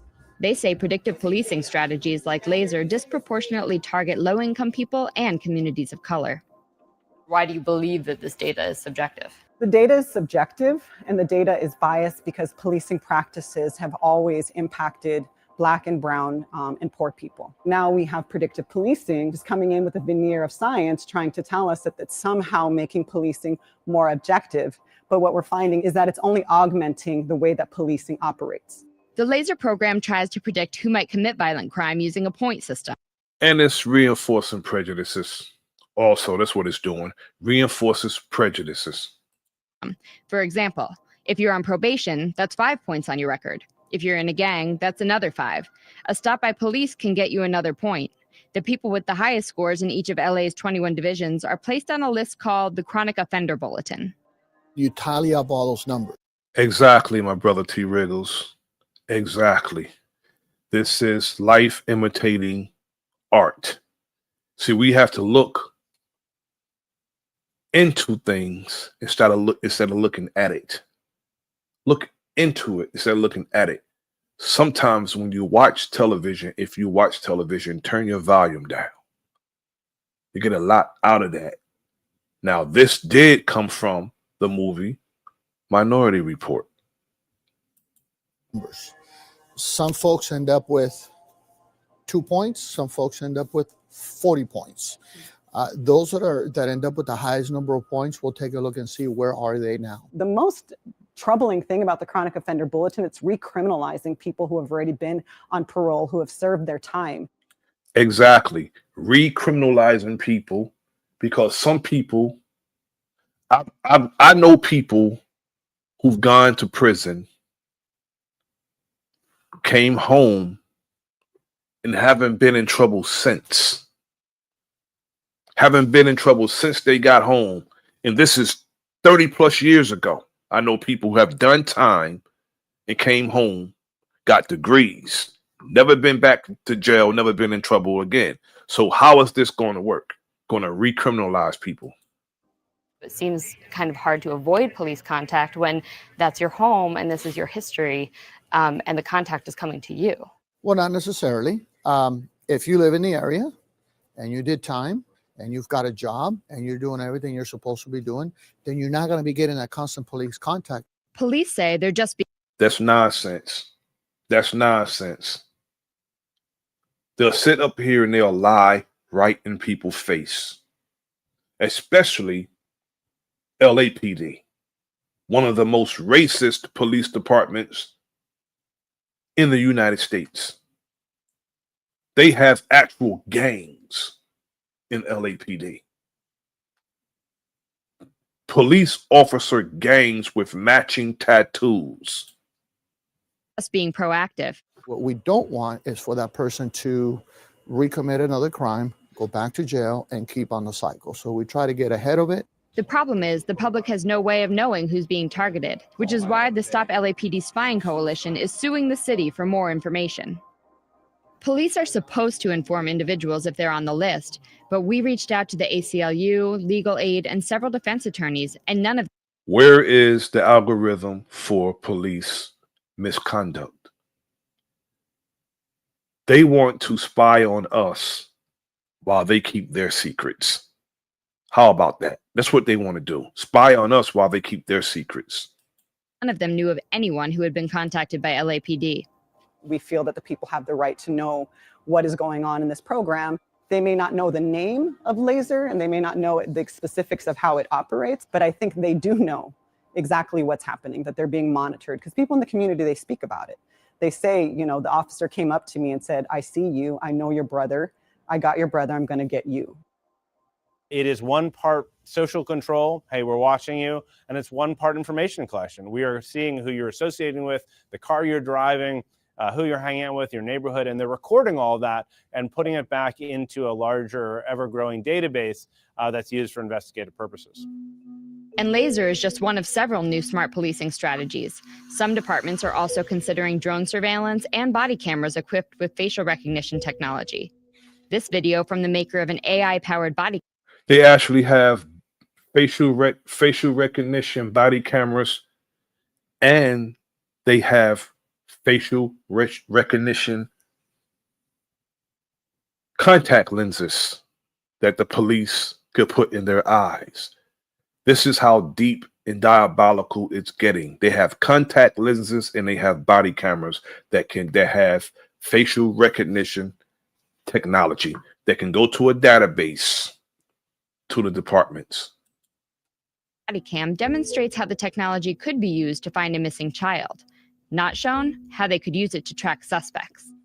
Meanwhile, cities across the country have embraced a This is what I say. They always introduce something that serves to our detriment as something new and innovative. And some of our people, they are so into technology, they will accept anything that they introduce to us. And we need to just shun all this nonsense.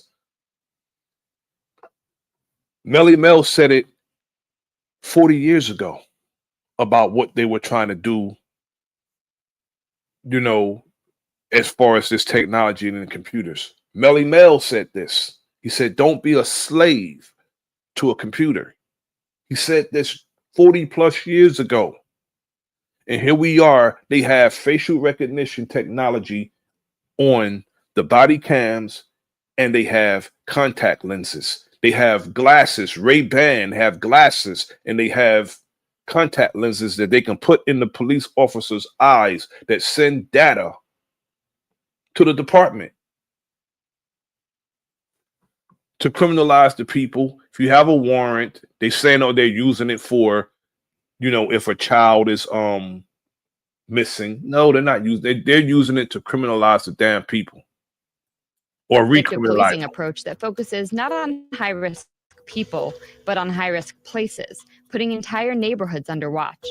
Critics worry it's targeting areas that Peace. Salute to the comrade Voodoo Child. are already over-policed. The problem is that if you're already over-policing in a certain neighborhood, you're going to be predisposed to seeing data that's now going to tell you to keep putting more and more officers in those areas. Bari Williams is an attorney who advises startups in the Bay Area.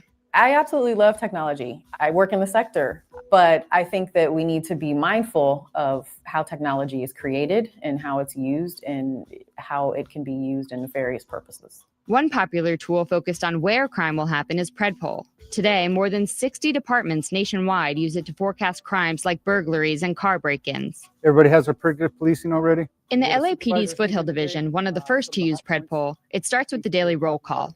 Officers get a map labeled with 10 to 20 hotspots they're encouraged to visit during their shifts. The more time they spend in those areas, the more likely they are to deter crime, or so the thinking goes. Let's go to work. This is today's predictive policing boxes. We're going to cover the 3 boxes. How about deterring crime with opportunities? How about deterring crime, you know, with programs? How about deterring crime by getting your ass out of the patrol cars, walking around, knowing the people? How about deterring crime, shunning and getting away with that us against them mentality? Boxes that are in my area, in the north end of Pacoima. PredPol forecasts crimes based on patterns from the last several years. It analyzes 3 elements of crime data: the crime type, the location, and the time. It then runs them through an algorithm and spits out 500 by 500 foot hotspots or boxes that officers should keep an eye on. Right now, we're experiencing a lot of property crime. That's what our predictive policing boxes are going to focus on. Officer Steve Nunez has worked in the Foothill Division for 16 years. What are you looking for as we cruise around? You know, looking for anything suspicious. Even sometimes looking for cars that look like they've been sitting here for a while. Anyone that is maybe trying to open car doors. Just anything that just doesn't fit.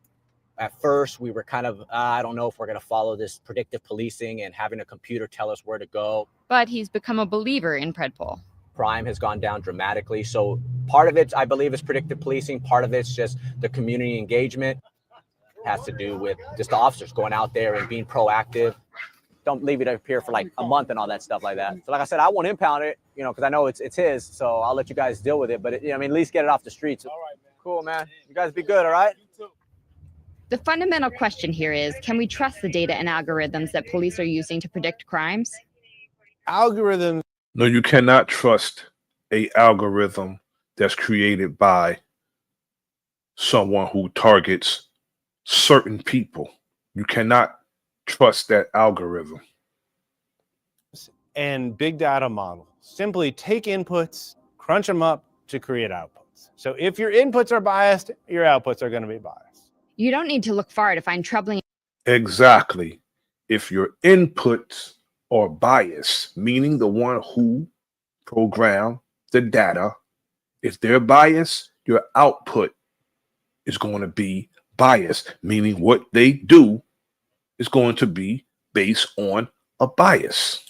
Examples of algorithmic bias. In 2016, Microsoft introduced an AI chatbot called Tay, which quickly started repeating racist and anti-Semitic comments it picked up on Twitter. That's a good question, Voodoo Child.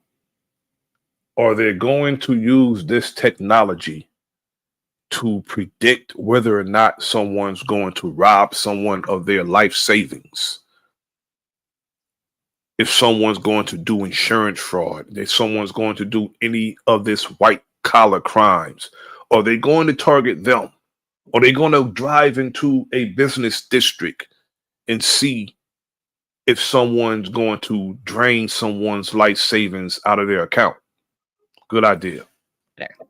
Then there were those problematic Google autocompletes, which are based on popular human searches. In January, a Google search for Islamists are turned up results like Islamists are evil, and Hitler is turned up Hitler is my hero. And there was also the time the Google Images algorithm mistook Black people for gorillas.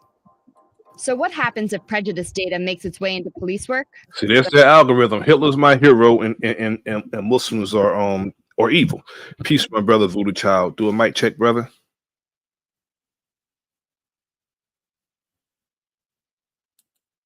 So that's their algorithm.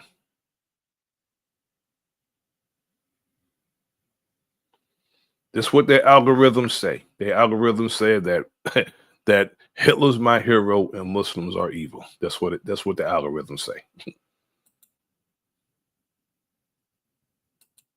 7. For Barry Williams, that risk is personal. The biggest fear I have with predictive policing in my son is that he will be profiled. I'm sure he probably will experience that at some point in his life already, but I don't need something making that easier. Did you have a good day? Williams lives in Oakland, a city that so far has decided not to use PredPol.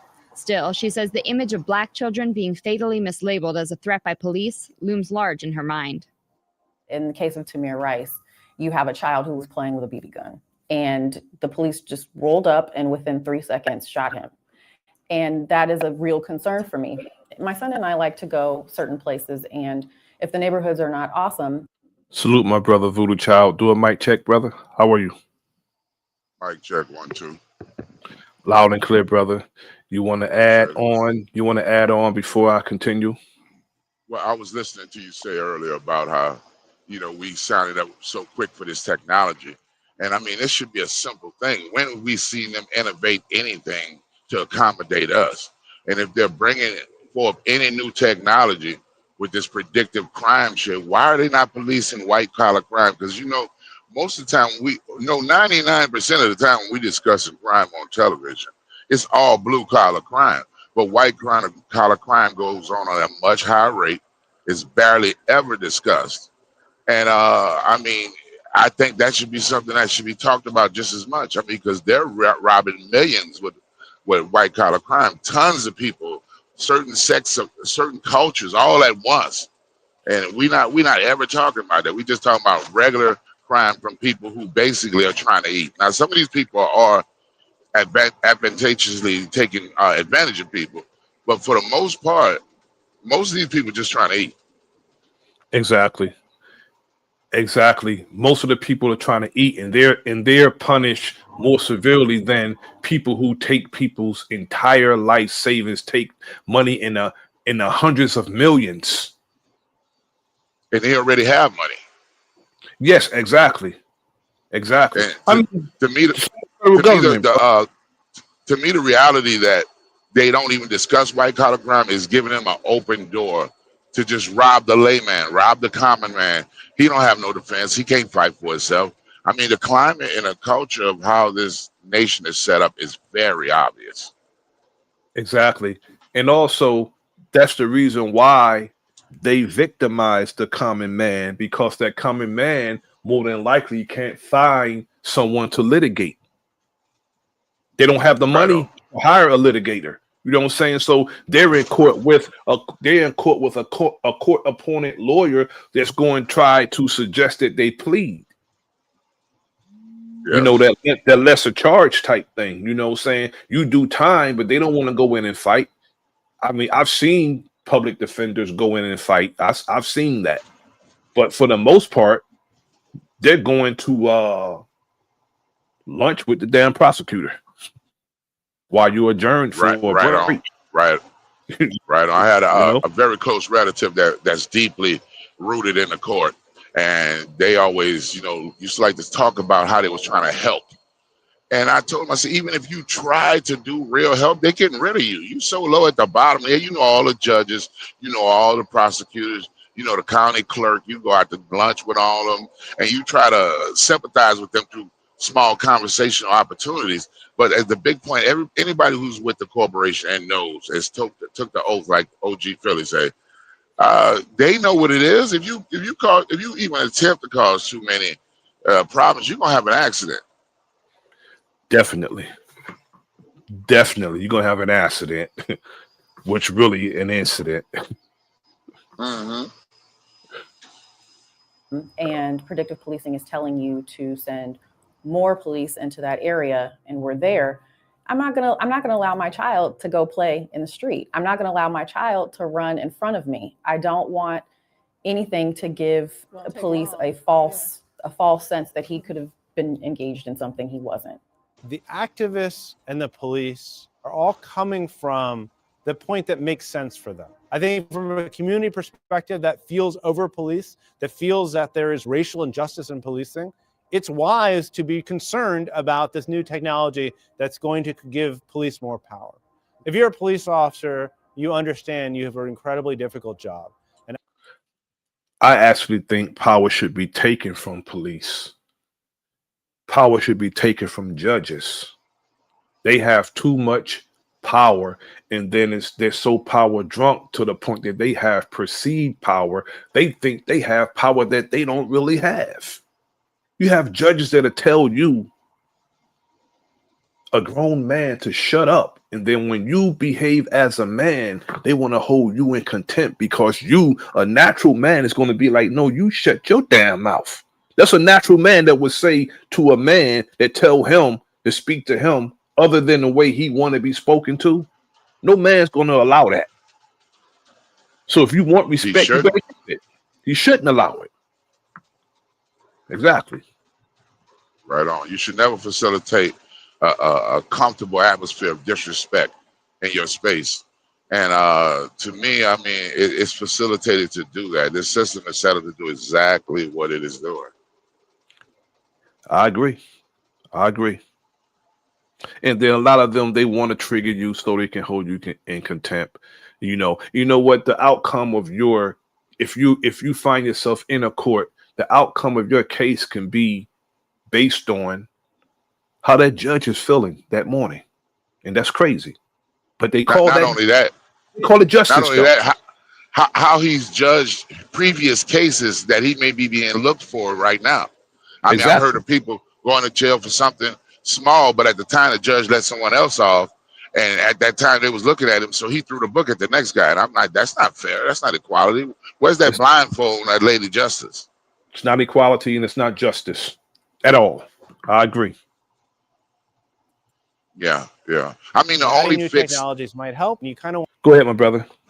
The only fix they could possibly implement to the system as it is now is if they made policing mandatory for everybody, and you got 5 years and then you out to the next person. At 18 or have a 25-year-old, you got 25 years to be a public servant. But when you get comfortable in this job, you're allowed to retire from a job with so much power, so many connections being made. You got to be crazy to think human nature alone won't dictate that you'll do things that are illegal to make it. That's some good logic, bro. That's good logic. I agree with that. Well, in Israel, it's mandatory that everybody serve military for a certain amount of time. And that didn't fix it. I mean, the government's still corrupt, fuck as hell.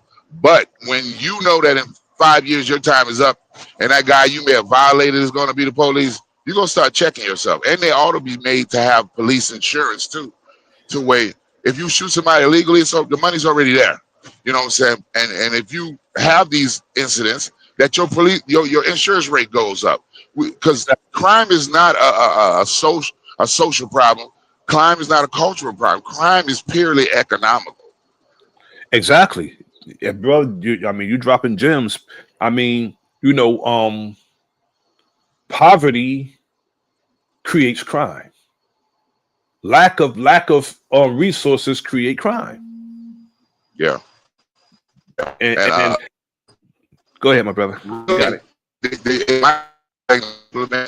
That anybody who's had trouble with the law from that point on have to have criminal insurance and make it a mandatory thing for certain crimes that you got to have it. And when you offend, your insurance go up. You get caught on the street without your insurance, they got to take you in no matter who you are. You know what I'm saying? Because the way it is going to do what it does. You're going to have put some outside checks and balances that make a person take that 1 or 2 seconds to think about what they're moving on. I agree. And if the police departments are sued and they lose, the money should come out their budget, not the city's budget. The police department, to make them a liability to the insurance company, so their premium go up. Make them a liability to themselves. Exactly. If your department's underfunded and they got no money, it's because your officers are fucked up. Exactly. I agree with that strongly, bro. I agree. And that way they don't judge them all over together under one slate like they would do us. But individually, your department can be looked at. And every year you should have statements put out on what you're doing, how you're doing, and how much you're being fined. Just accountability. I agree. That's exactly what that is. I don't want to get the benefit of the doubt. We've had crime rises over the last few years. We've had crime reduction. It is a tool. It's not a panacea for crime, and that's what a lot of people believe. They believe that you utilize predpol, crime's going to go away. False. That is a farce. That is not going to happen. So it's an indicator. It takes you there. It could happen. It could not. It's a probability. The question about whether predictive policing works is still open. One study found that predpol's algorithms correctly predicted crime just 4.7% of the time. Still, that's higher than the human analysts who got it right just 2.1% of the time.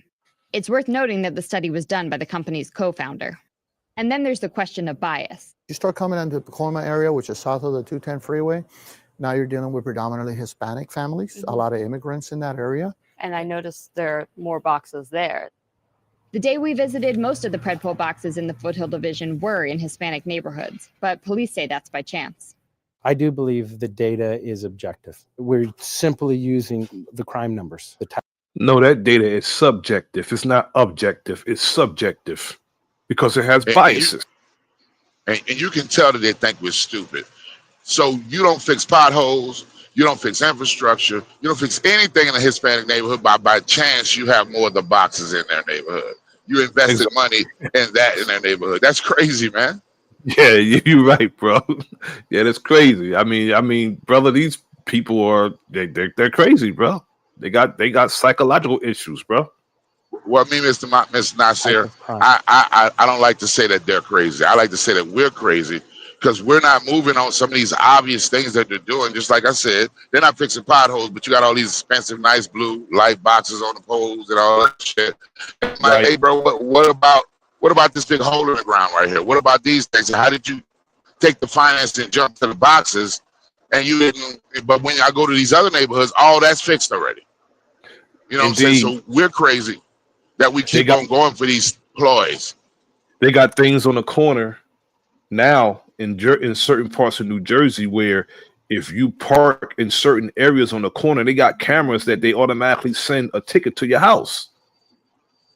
Wow. Like they automatically, if you park in a non-parking area in certain parts of New Jersey, like you said, they don't fix the potholes in our communities, but they got cameras at every damn light.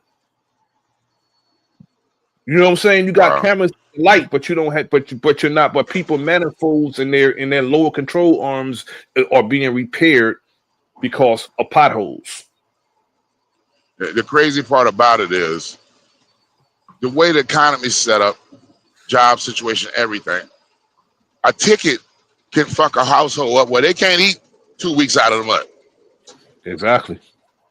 So it's just a big trap, a fishnet to put you in an economical position. So next time it'll make it easier. Well, I stopped you for this, but I see you got this unpaid ticket. Let's escalate. So you setting up these traps to put people in higher debt and worse situations. And now most of the time, the person who's suffering ain't the hardcore criminal. It's the middle class working guy. That's what it is. The guy So they catch coming home from work, they happen to pull over him or her. And the thing about it is, if you look at that, when you look at how much of this infrastructure the middle class is holding up, then you're definitely trying to tear us down on a larger scale. If you're looking forward in time to make it to where it's only a rich and poor, because you're subverting the middle class, which is keeping the poor from just being the only thing there. Exactly. I agree. Strongly agree. Crime, the location, and the time of when we thought that crime or when that crime was reported to us. It has nothing to do with anybody's ethnic makeup or the neighborhood or anything else. According to research by Predpol's co-founder, their algorithms don't lead to more arrests of minorities than human policing. But that isn't exactly comforting to critics of traditional policing. The issue is that crime tends to happen in all areas, but the problem is that marginalized groups are where police are usually congregating. And there is evidence of that disparity. Today, Black and Hispanic Americans account for about a quarter of the total population, but make up more than half of the prison population. And there may not be a more infamous symbol of unjust policing than the Rodney King beating, which happened right here in LAPD's Foothill Division 27 years ago. That beating and the riots sparked by the acquittal of the officers involved ignited a national conversation around police brutality that continues today. Members of the LAPD say that predictive policing is helping them move forward as an organization. Instead of being an occupying force like we were referred to once upon a time where there was a problem in the area and we'd had to come in with tons of cops, we're trying to be more strategic. But activists like the members of the Youth Justice Coalition say that new technologies will only make... Yeah, start a fire and then add fuel to it. This is basically what they do. And that's why I appreciate your channel, because things like this need to be brought to the face level. And they need to understand, first of all, we got to get our own dictionary on understanding what they're saying and context to the situation. Because he's saying they're trying to become better at doing their job. It's not better at becoming better for the public as a whole. It's better at policing the right people, making the right amount of money, and getting the right amount of fines, taxations, and shit to squeeze the life out of the public. Because if you look around left and right, I don't see no trail of them ever trying to get better with dealing with us, only trying to get more efficient and better at what they're doing already. And convenience. And convenience. Yes. Convenient. Yes, sir. Yes, sir. Make things worse. It's basically allowing them to racially profile Black and brown youth. I lived in a low-income neighborhood, mostly Black and brown people that live there, and there's always police on my block. What Predpol, I think, is doing is targeting communities that they've already been targeting. Stop LAPD Spying Coalition is still pursuing their lawsuit against the LAPD. And for now, the most that concerned citizens can hope for is more transparency. If there was a dialogue between these police departments and the communities that they're serving, explaining to them how they're using these data points, how they're using this technology, it may go a long way. Predictive policing is here to stay. And so what we should do is figure out predictive policing always existed. It's just now it's virtual. They're using data and technology, but it's always existed. They're using the word predictive. No. Try the word profiling. That's what it is. Right on. It's Right racially profiling people. It's not predictive policing. It's virtually racially profiling people based on their location. That's all it is. They're using technology now. Yes, sir. And I totally agree with that. And I agree with you, brother. We have to devise our own mechanisms and our own dictionaries to give our people, they may say it this way, but we have another way of saying it. We have to do that, bro. Yeah, and with the platforms that they've made available, if we do that shit smartly, then we should have our own 24-hour police and news network. As soon as they release, right after that, we filter that shit and say, this is what they said. So you need to be informed, because all these people entrenched with these voting and all these constructs that are meant to self-check you, because voting don't change shit. It only tells them how far left or right they can play you. It's a navigational tool. That's it. I mean, most people voting don't even understand what gerrymandering is. If you don't understand that tomorrow you're gonna wake up in a total new district, if you don't understand that the electoral college, that a guy in Connecticut, one of his votes worth 30 of your votes, then what are you proudly invested in?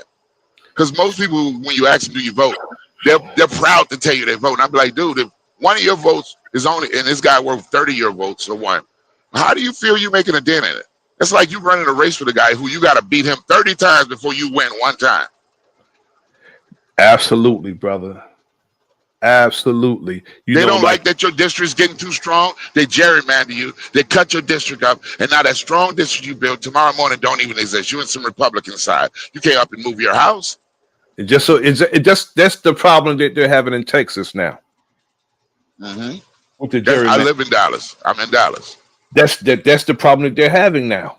You know, that they're having with, Jasmine Crockett's district, the gerrymandering.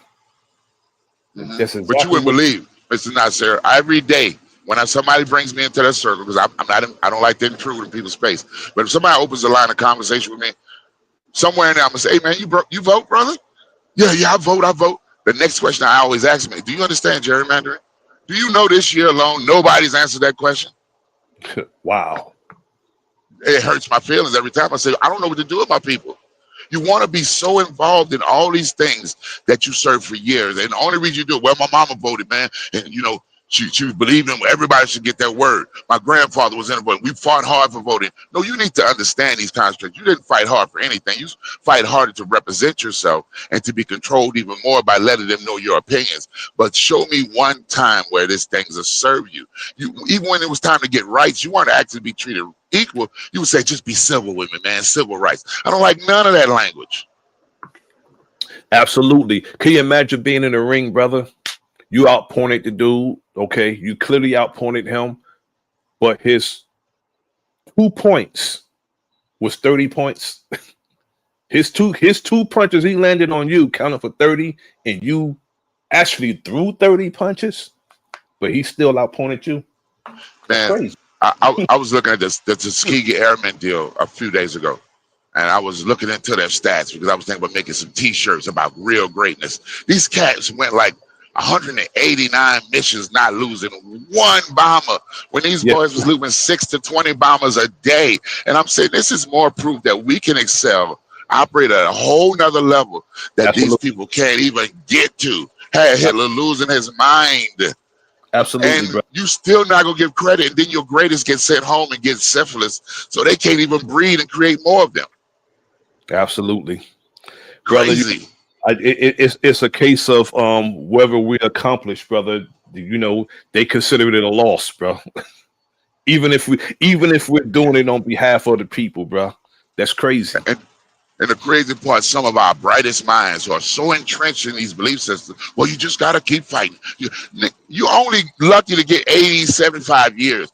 If you keep fighting and you're only moving by inches, how are you not failing your lineage by never accomplishing one thing in your lifetime that's going to ease the pressure on them, that your kids have to accept that they're going to, that's just how it is. That's a failure. And for a man, a woman too, but most so for a man to take that attitude, in my eyes, say, man, you a bitch. You ain't nothing. Because I'm ready to die on my feet, not my knees. I ain't opening my mouth to let you shoot me. You're going to shoot me through my teeth. I don't give a damn if I'm tied up. We should never use the terminology of it is what it is. That's bullshit. We should never use that terminology when it comes to our people, brother. Peace to the brother Warfare K, the Jersey Brethren. It is what it is. That means you're accepting anything that serves to your detriment. No. We have to use the terminology now. We got to change that. That's unacceptable. Not it is what it is. It's unacceptable, and we work to change it. That's the language we need to use. My brother, I appreciate you coming up, hanging out with me. I'm about to land this right here. I'm gonna land this right here, my brother. But You know, I'm going to do another stream dedicated to this subject with the I just wanted to introduce this. I want to do another stream, brother. You're welcome to come through, brother. I'll give you a call and we can set it up. We can do a specific program on predictive policing. I got more information on this. I think my number might have changed since last time you had it, but you know, I mean, if you got my email, I damn sure send a new one, bro. I have your email. Yeah, I tell people, you know, I noticed that they got this protective foolery conversation going on. That's what I call it. Where we can't criticize our elders who fought hard in the past. If you were fighting hard, I give you credit for that. But if you weren't looking at this with a critical thinking mind, or you were trying to work a system that was clearly meant to keep you right where you were, I'm not so hard on not checking you, because how we go forward anew if we don't want to check the people who led us into this situation simply because they was old or because they were the one fighting then. Now we have our obvious, you know, laggers, and they're supposed to be checked. We have our obvious sellouts, and they're supposed to be checked too. And just because just because you are elder in age, and you are elder in age who are non-productive, that don't automatically garner you no respect. It don't. Well, today it seems like it does, man. I hear these guys, man, we stepping on the people that came before. I'm like, look, bro, even if, let's break it down. I like to use analogies because sometimes you're talking about the subject, they refuse to get it because there are emotions in it. Look here, cuz. Even if you're working at the top car making manufacturing company and you were the best engineer at one time, but now with your engineering ain't really worth shit. You're not protected, homie. They're gonna get rid of you and get a better engineer. They're gonna thank you for your service, but they're gonna say, look, right now we're not doing serving the purpose of what this company is about. So we gotta go somewhere else with this. Yeah, I mean, you have to, when it comes to that, you have to work and improve in your craft. If not, you're gonna be left back. Your services are no longer needed. That's just, you know, that's how business go. And that's how life go. Improve on everything when it comes to the aspect of your life, period. Constant, you know, you said proper education always causes what? Elevation. Equip yourself constantly. Peace to the brother Mouthpiece. Salute to you, my brother. One more land this right here, brother. I thank you for coming through. I'm gonna peace to the sister Navi Poet. Thanks for tapping in. And before I go, I want to do a quick promo.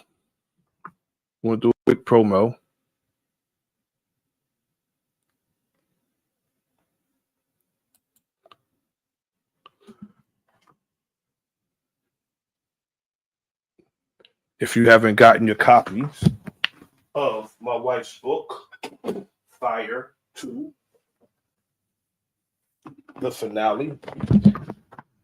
Thanks for the reminder, my brother Mouthpiece.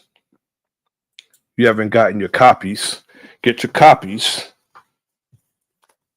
of Fire Book 2, the finale by Angela King James. Go to Amazon Books, Angela King James. This is how the second book look. This is how the first book look. The original Fire. Get your copy of Fire, Angela King James, to my wife. Very good read. I guarantee it. It's a good book. Good books. Get your copies. And I appreciate everyone for joining me this afternoon. I'm going to do another stream on predictive policing because we have to be mindful of our surroundings and what people have, you know, in store for us. And we have to have something in store for them, which is countering whatever they have for us. Until next time, this is your brother Nasir. This is the Enemies Public. Like, share, subscribe. Leave a comment in the comment section. Peace. Yeah.